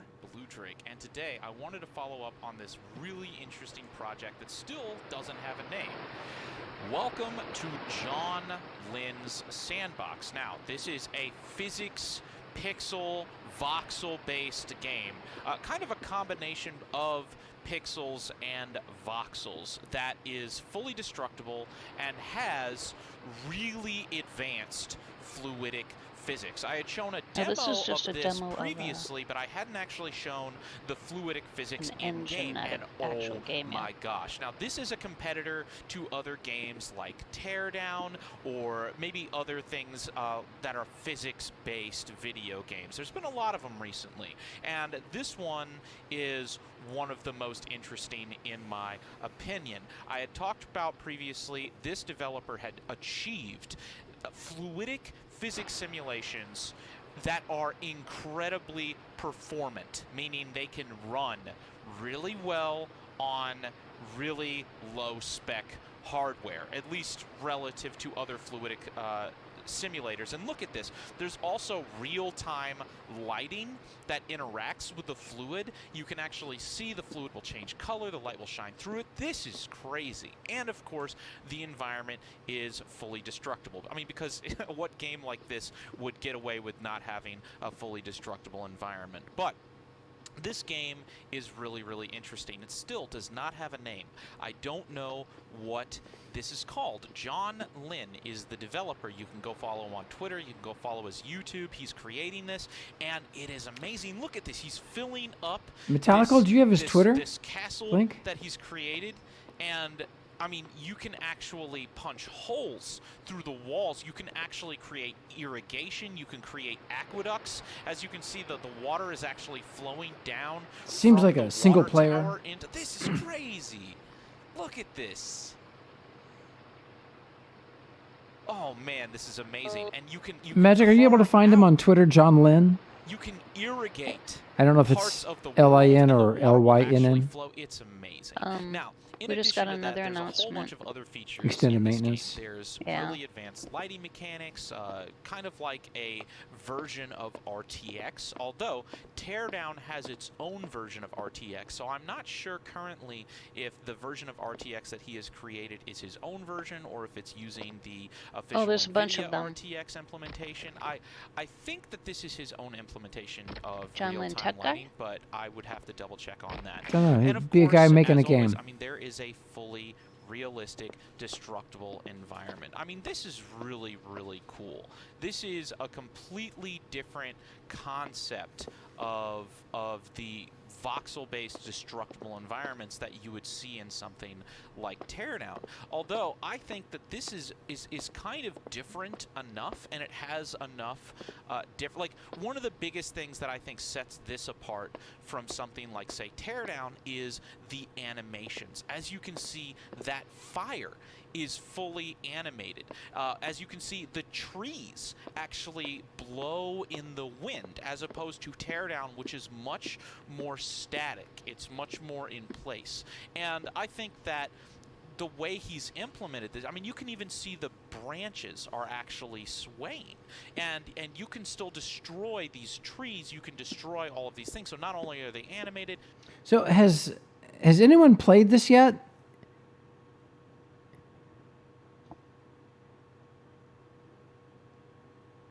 Is anybody giving this a try? We don't know what it is. John Lynn's game. Well, the so and that's a good question, Decker. Will the graphics get better than 8-bit? And this and Teardown are both low resolution. It doesn't have that high fidelity like we're used to in DU, but DU doesn't have this level of physics, and we'll likely never get it. Never seen never, I know, but oh, hey, Metallica, awesome. He found Yep, it. Metallica found it. Yep. Let me go to, and Abel, I'll send you a link to Reliable Silver, Precious Metals house where all my coffee guys buy their stuff. And if anybody else wants that link, it's I'm happy to send it. Just send me a direct message on Discord, so I can reply to it with the link. Streamer discussion. Oh, look at all Yes, that. I never would have found that. How did you find that, Metallica? Look at all this cool stuff. There's Echo. One case says Graph. vaporware. Yeah, it's if you follow well, gosh, not Cerula.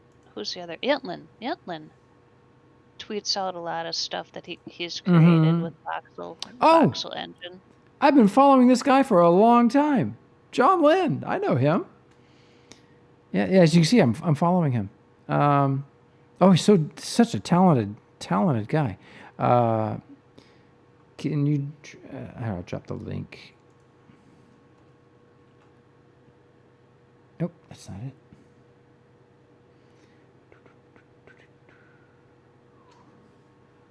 Almost repasted that Forbes link. Whew.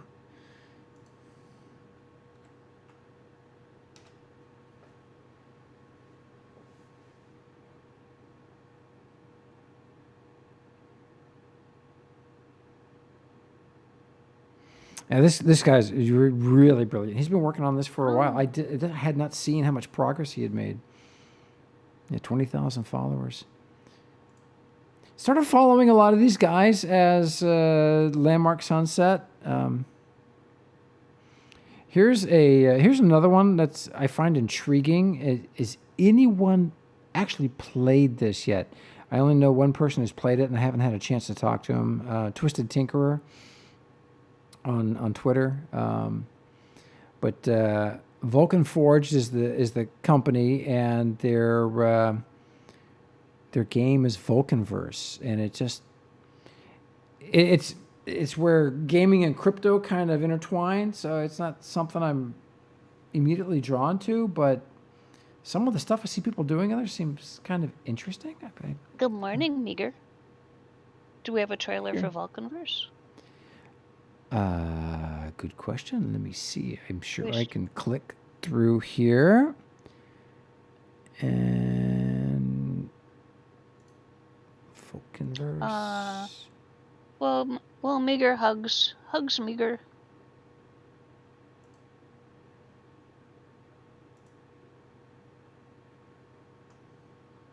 Let's see what this says.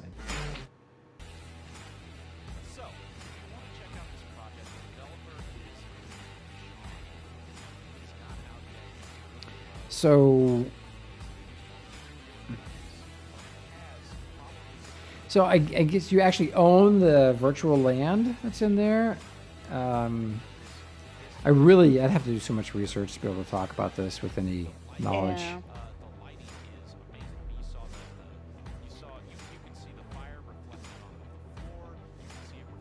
Play to earn. It just seems all these creations though that players are making just remind me so much of what we were doing in Landmark. So I don't know if this is voxel or not. That would be my first question. And secondly, do you have to have a crypto wallet in order to play this? Yeah. Oh, let's see. I got that voice in the background there. Yeah, Decker, that's what Geo is saying. Blockchain games are becoming really popular. You need crypto for blockchain games, says Decker. You need a crypto wallet for the game? That's what Decker says, yes. Yes. Correct. I've got so many windows open. I got to find the one where the guy's talking. Oh, that guy? I did update the ticker, so that's new news at the bottom there. New news as of today. Or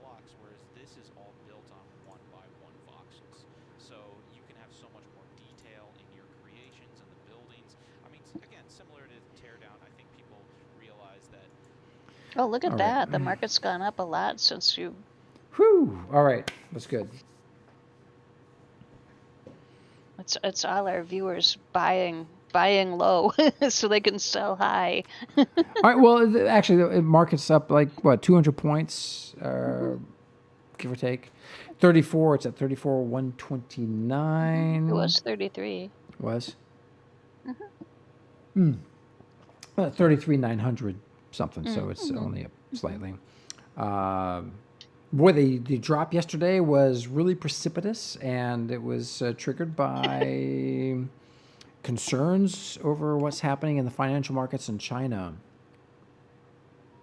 Orbidity's got the right idea. Let's just ask the bot for advice. And the bot says, don't eat non-snow colored snow. Good advice, bot. Thank you. Darkov, hey man. Hey, Tully. So, was there anything else in the any other videos there that we didn't play Well, yet? I don't think we did do that. This is another blockchain game. Bitcraft. Bitcraft, yeah. All right, let me try this one. All right. And it is not voxel based. I asked them. Which one? Bitcraft is Bitcraft? not Okay. voxel, yeah. It looks cool, but it's not voxel. Great emoji, Orbidity. I like that you're getting these all from IGN.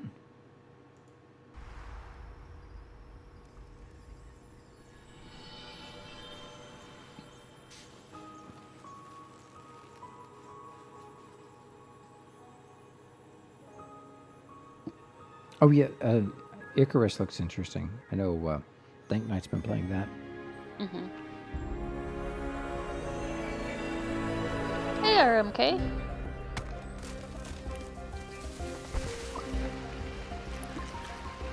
So, is this multiplayer? Bitcraft? Yeah. RMK, be good, brother. Nice It's seeing you, another man. one where you can create things and make things and sell things and create your own world, but it's not voxel.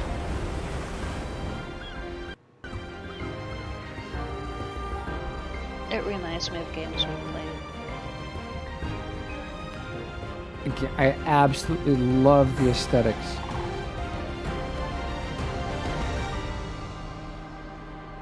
Oh, Carol loves Icarus. I'll find a trailer for Icarus.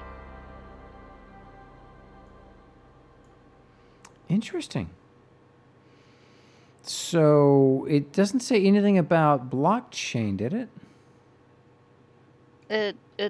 It does on their website, as I recall.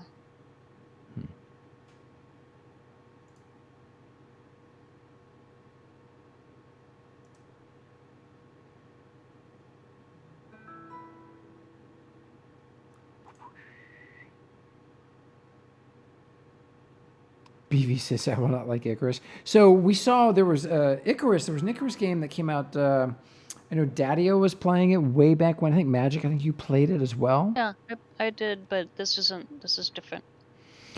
Yeah, no, I love Conan, and Conan's still going strong. I love Conan.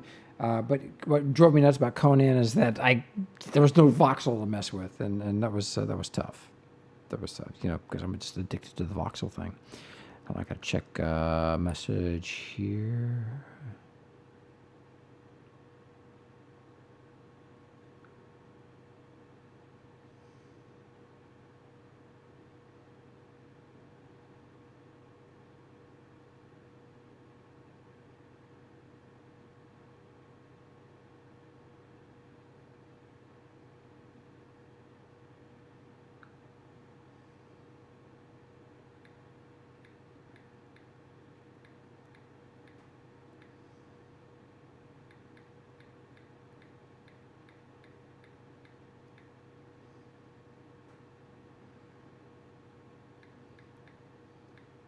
Sorry, folks.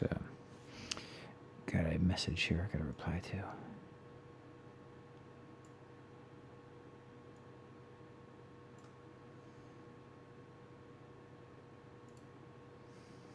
Ah, okay.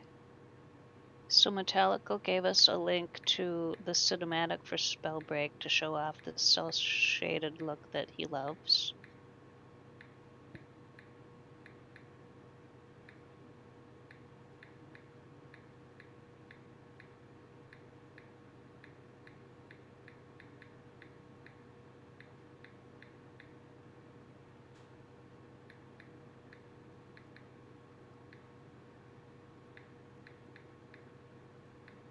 Starforge?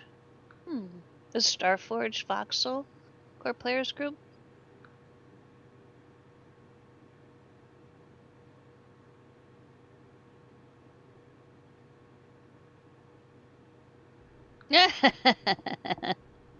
Geo just got an alert on his phone that toilet paper's on sale, so he's off to go stock up. Good one, Soy.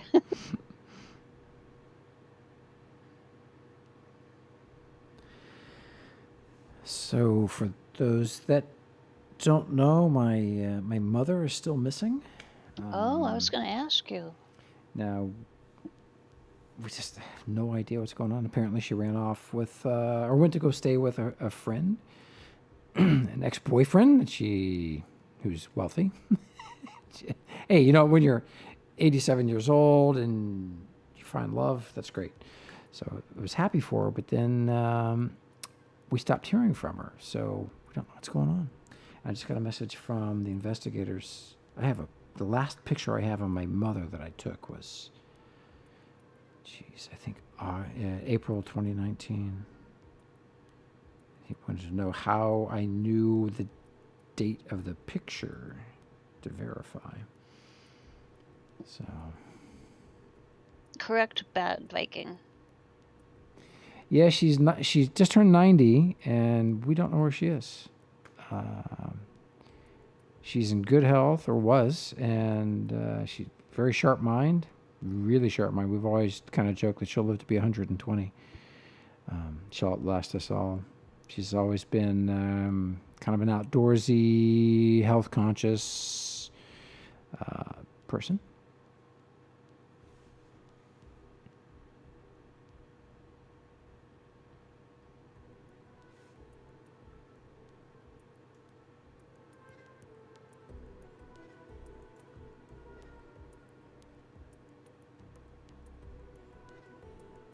Indeed, I do, Shizuku. So Cirilla wants to know, how long has she been missing? So it wasn't brought to our attention that that no one has spoken to her until July. We went to Virginia Beach to go vacation, and we thought she was down there living with this person. And so we were led to believe that she was mad at us and didn't want to see us. So we didn't visit with her. But turns out no one's supposedly talked to her since March. Wow. But the only person that has a photograph, and she hates having her photo taken. So the only person that had photographed her at all in the last 2 years that we know was me. So when we went to visit my sister's ice cream shop.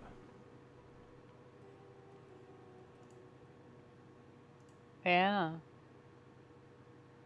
Yeah, so apparently our understanding was she had run off with a wealthy aristocrat that she had dated back when I was, at the military academy.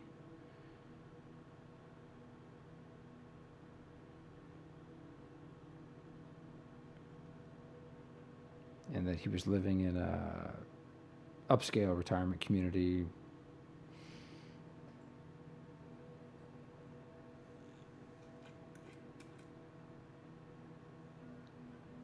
Okay, Metallica. Thank you. Yeah.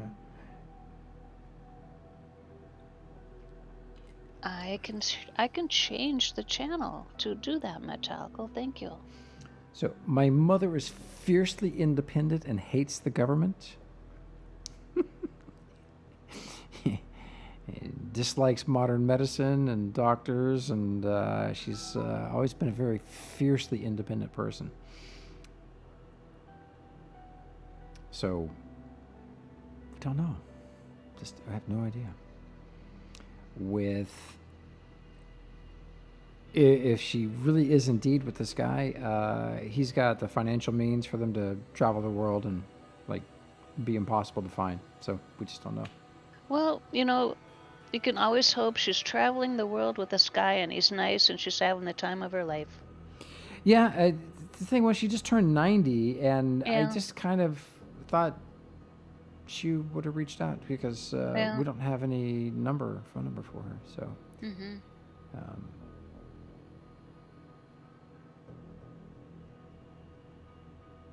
I was like almost ready to reach out to James Woods.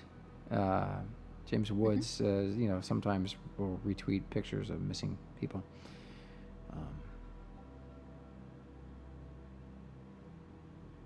I just updated the perms Metallical, so now other people, when they put their links in, it will work.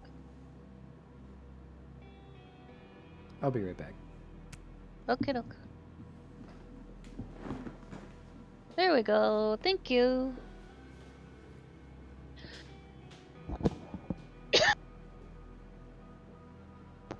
Thanks for figuring that out, Metallica. It's just one little click of one of the permy things that I hadn't clicked.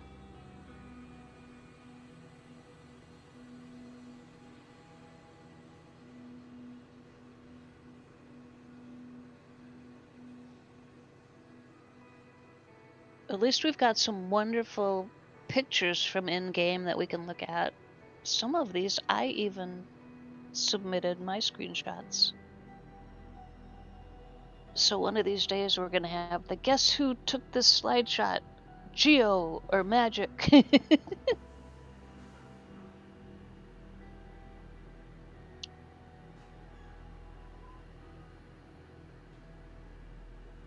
If you've been watching us long enough, I bet a lot of you can figure out which ones I took versus which one Geo took. Oh, there's a lot of that playing.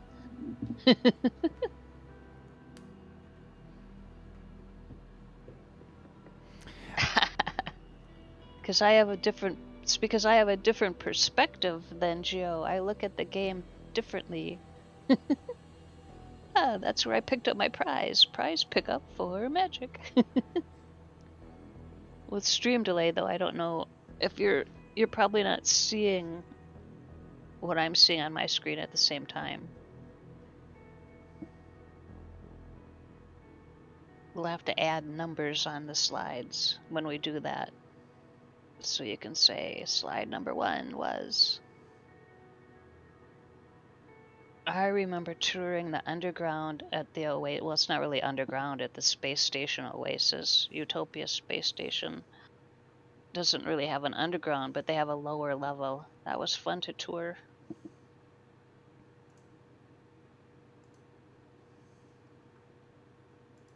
A lot of great builds in this game, that's for sure. Voxels are amazing. Look at, you can make a dump truck. A U-Haul dump truck. You can make a working casino that you can even works when you go in VR. Hi, Chris. Yeah, game's still down. They're having maintenance and they're extending maintenance.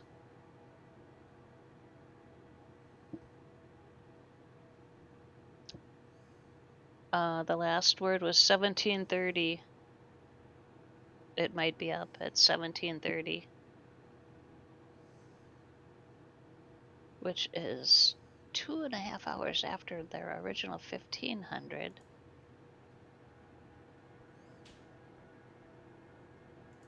A casino works, yes, Eternal Dreamer, the casino works in VR. You go up, you can VR, search in VR for the Oasis Casino. You can go there in VR, and what you do is they've got pressure plates by the machines, so you stand on the pressure plate, the sensor plate, and the machines work for you. It's cool. It's amazing. These people are brilliant. We've got brilliant people in the game that can code this stuff.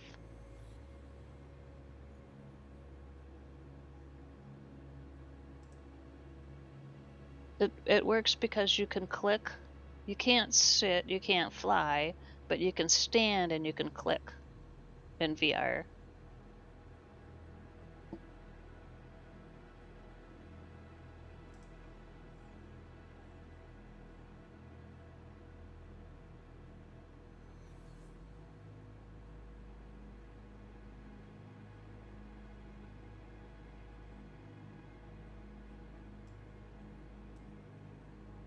So Vargan says the delay is only happening to me because I hear Geo in Discord, but looking at the stream, we hear the same time that you see stuff, so no delay for us.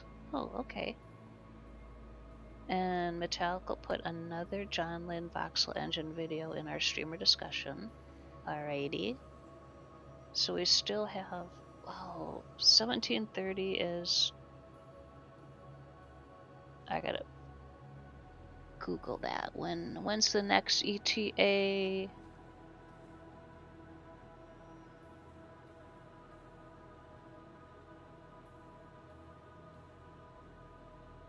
I should just leave this up. What? That's not right.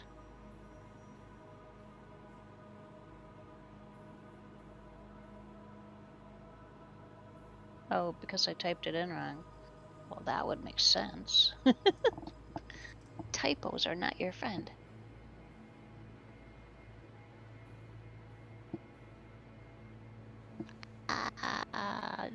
Bad website.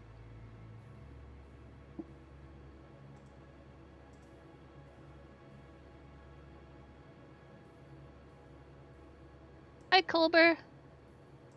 We're trying to figure out when the server's gonna be up.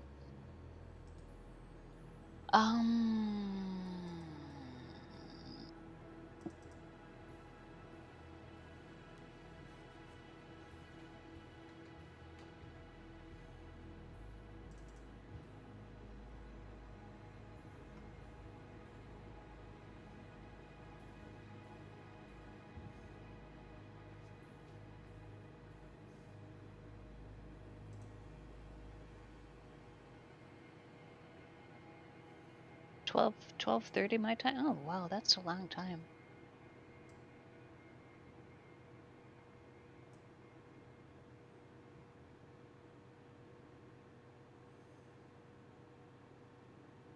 Does anyone know any songs? Oh, you don't want me to sing the songs I know. An hour and 15 minutes from now. So 12:30. Wait. An hour from now is 12:15. Yeah, 12:30. My time. 1:30 Geo's time. The show will be over. So when Geo gets back, we'll look at the videos that Metallica dropped. See, the songs I know, people don't want to hear. Pink fluffy unicorns, or Baby Shark, or Penguins Are My Favorite Kind of Frogs. Those one. Yes, we do.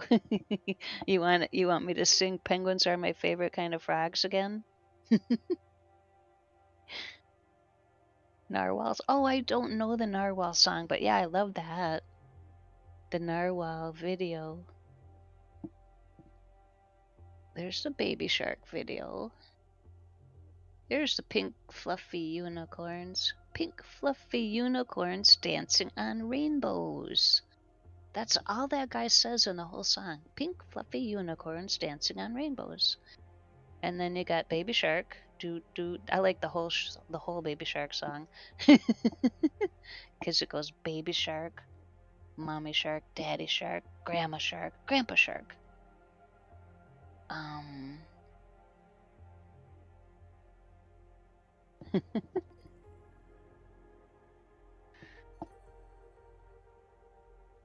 So Colbert says good afternoon. I said hello, Colbert.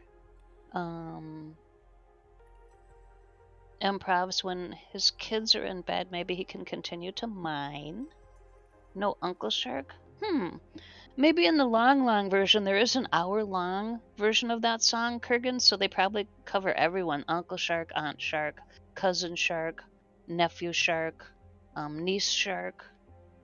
In the long version. Yeah, probably.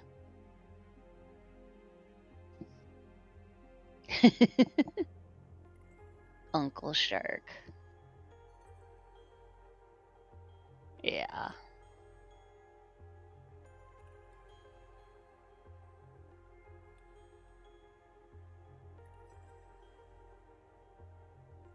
Oh, I love that picture with the flamingo head and the building in the background. I wonder who took that.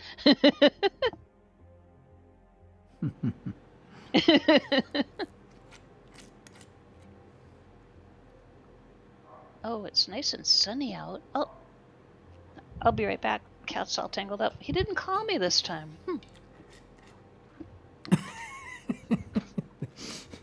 The cat calls her. That's that's impressive. There's some links in streamer discussion, Gio, if you can still hear me from Metallical. Oh, great. Thanks. And thanks, Metallical. Appreciate that. Come in.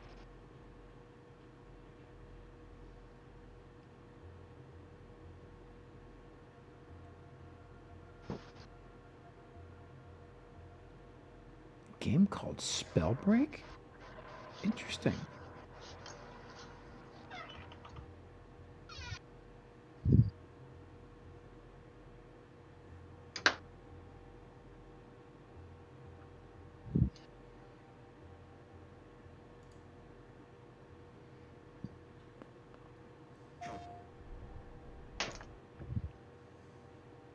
What's good? It's Fever.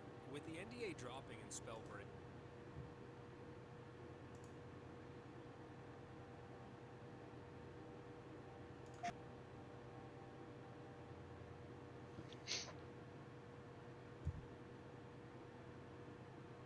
Now, Spellbreak looks like a PlayStation game?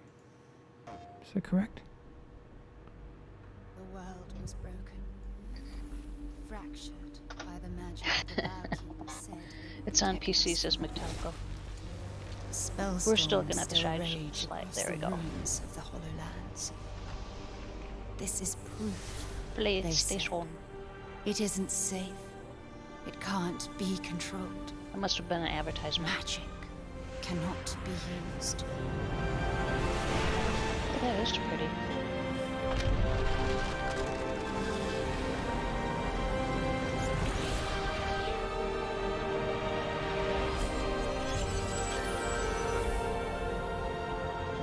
But I am a battle mage.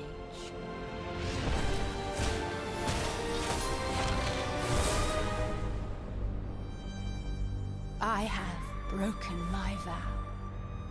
And now I fight to break free.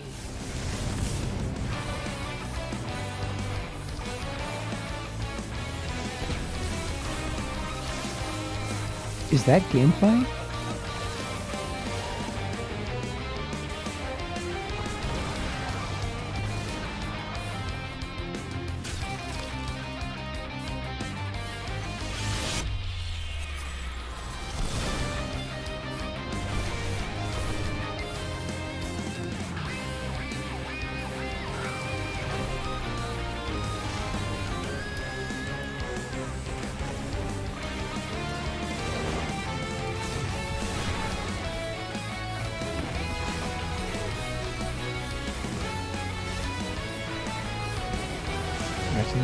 So some of this is gameplay. Again, I like the aesthetic.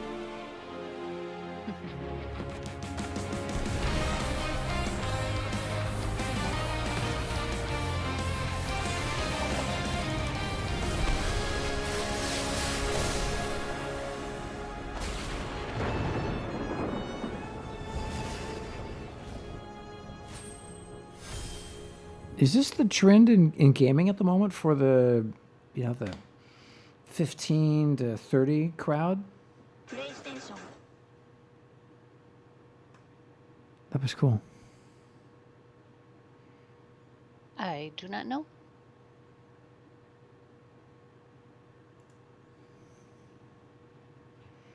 Right, let's see. And now there's another. Another John Lynn video for voxels.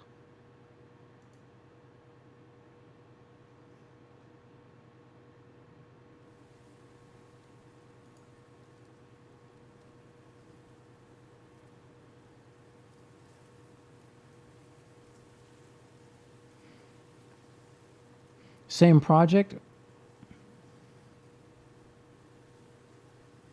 Ah, thanks, Metallico. Okay.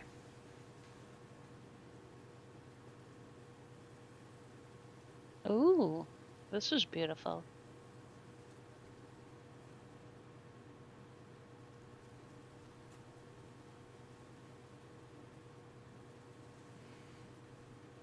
See, these trees are all voxels.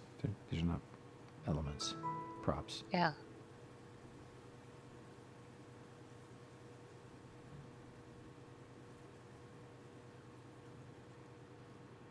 It's amazing how far his project has come along. Hot Fuzz, we need you to be watching this to create us some of these voxel trees. This is a different project.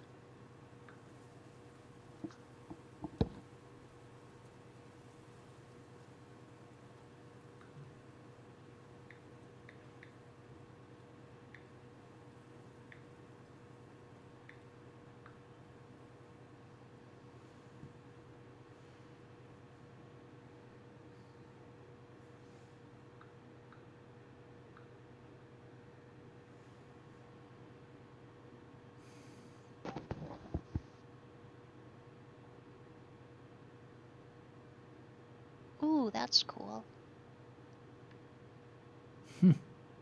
Wow.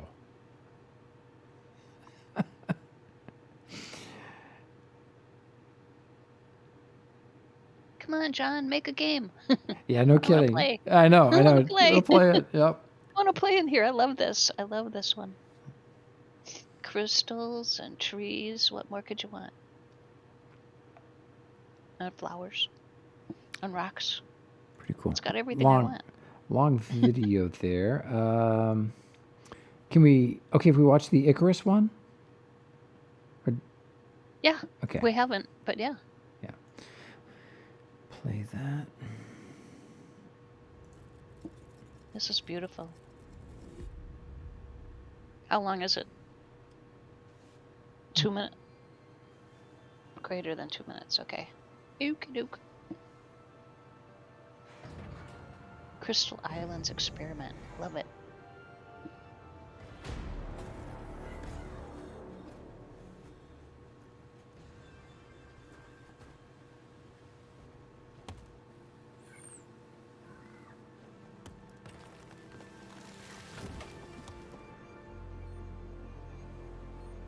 So kind of an arc building system.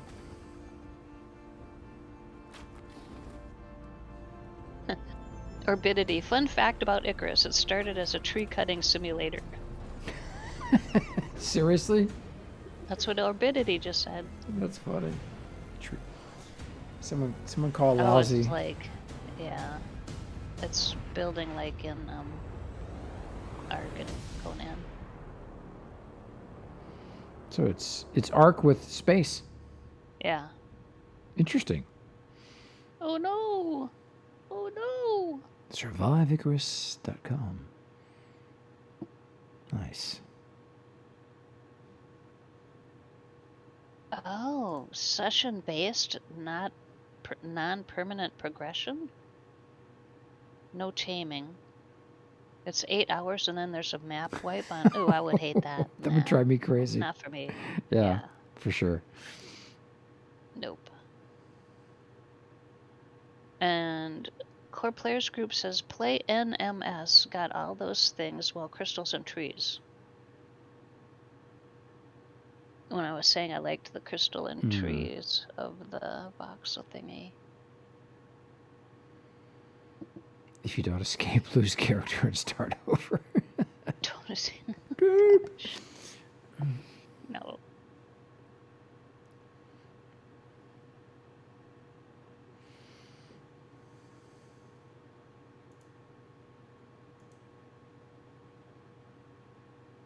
Oh, No Man's Sky. I don't like that kind of a game. I don't. But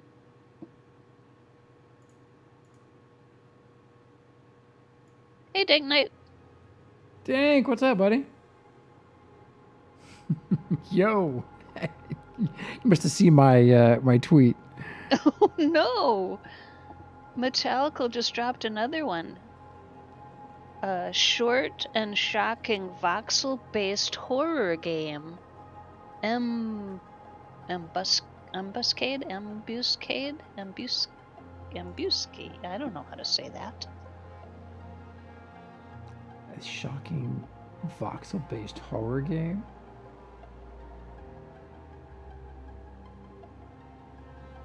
He said this reminds him of the Victorian London. If you guys haven't seen it, I know it's on one of our channels. That was incredible. Metallica. God, you guys did such amazing stuff in Landmark. Oh, I wish we could just get that Landmark thing back with all of our stuff in place. Yeah, one more hour on the server maintenance. We got a new update, so it's not for another. It's down another hour. Then I'm going to wrap early and go get some chow. I got to do some stuff for the wife. She wants to pressure wash the front of the house. Oh, that sounds like fun. I manually washed the front of my house last spring. Well, I have a much smaller house than you, though. yeah.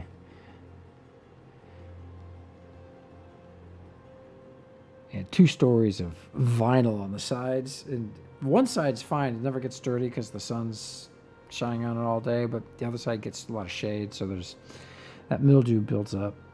Yeah, that's what I had on the corner of my house.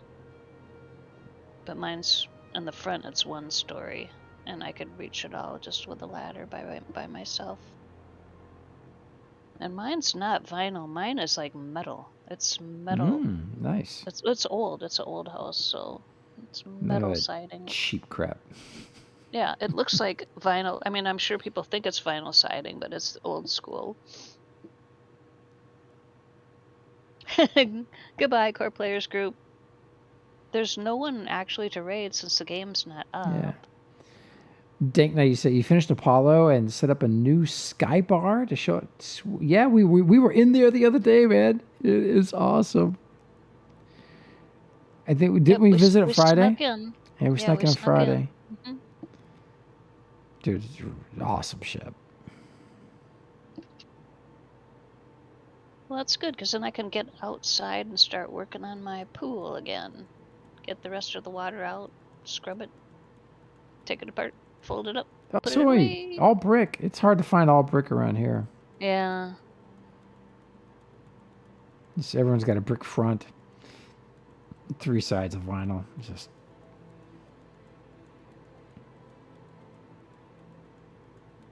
Yep. Check on Friday. I think it was towards the end of the show, maybe? I don't know.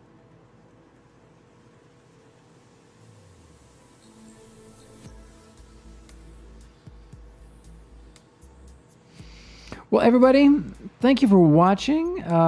If you missed the beginning of the show and you're just arriving, we're giving a heads up about potential global supply chain disruption based on some events that are happening in China. And I was at Costco yesterday picking up some supplies, some groceries, and I just anecdotally noticed some unusually low inventory. It's not usually like that on a Monday at 2 or 3 o'clock in the afternoon. So, and I got the heads up from a friend of mine who's running for state office here in Virginia, and it was unusual to get a message like that from him. So, paid attention to it. And then, of course, we showed someone on Twitter whose husband works as a VP, as an executive of a global supply chain company, transportation company, I imagine. And she was saying the same things, be prepared. So that just means, get some extra goods, have a deep pantry. Nothing wrong with having a deep pantry.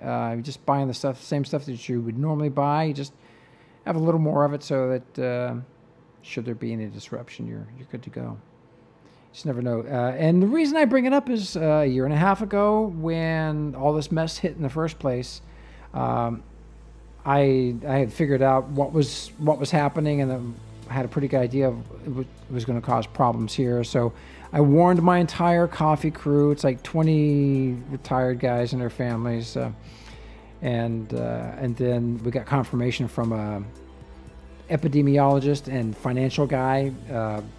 And after that, everybody went and stocked up. And sure enough, 4 weeks later, boom, lockdowns happened. So I share that now. Just do with it what you may. Oh no, the 8-ball says the server's not going to come up today. Nope. Well, thank you, everybody. Hopefully we'll be here tomorrow, unless the 8-ball's correct. Should be all systems normal by tomorrow. Let's hope. Yeah, it should be. Yeah. Well, everybody It'll be good. Yep. Go out and build something. Look forward to seeing you tomorrow. And thanks for hanging with us this morning. It was fun. Yeah. Magic. Thanks for just chilling and chatting. It was a good time. It was fun. Thanks, guys. It's a good time. And big shout out to Full Sail University. I was tweeting with them last night. We were having a little convo. They were asking about the show. They just, I tweeted at them and they asked about the show and how the show's going. So hats off to Full Sail University. You can follow them on Twitter. If you're looking for a place to learn film, video production, audio engineering, media arts, 3D animation, modeling, all that stuff. They're based in Orlando, Florida. And I've got a recent tour of their campus. And what a beautiful place, amazing place. When I went there 41 years ago, it was they were just renting a recording studio to hold their classes in. And now, wow, they've done so well. It's amazing. And they have grads that are working on almost every single major motion picture that comes out. Yeah, it's good stuff, man. So check them out. Big shout out to those guys. Love you guys. We'll see you tomorrow. Be good. Yep. Goodbye, everybody. Nobody to raid, so it's just Okay. adios. Adios.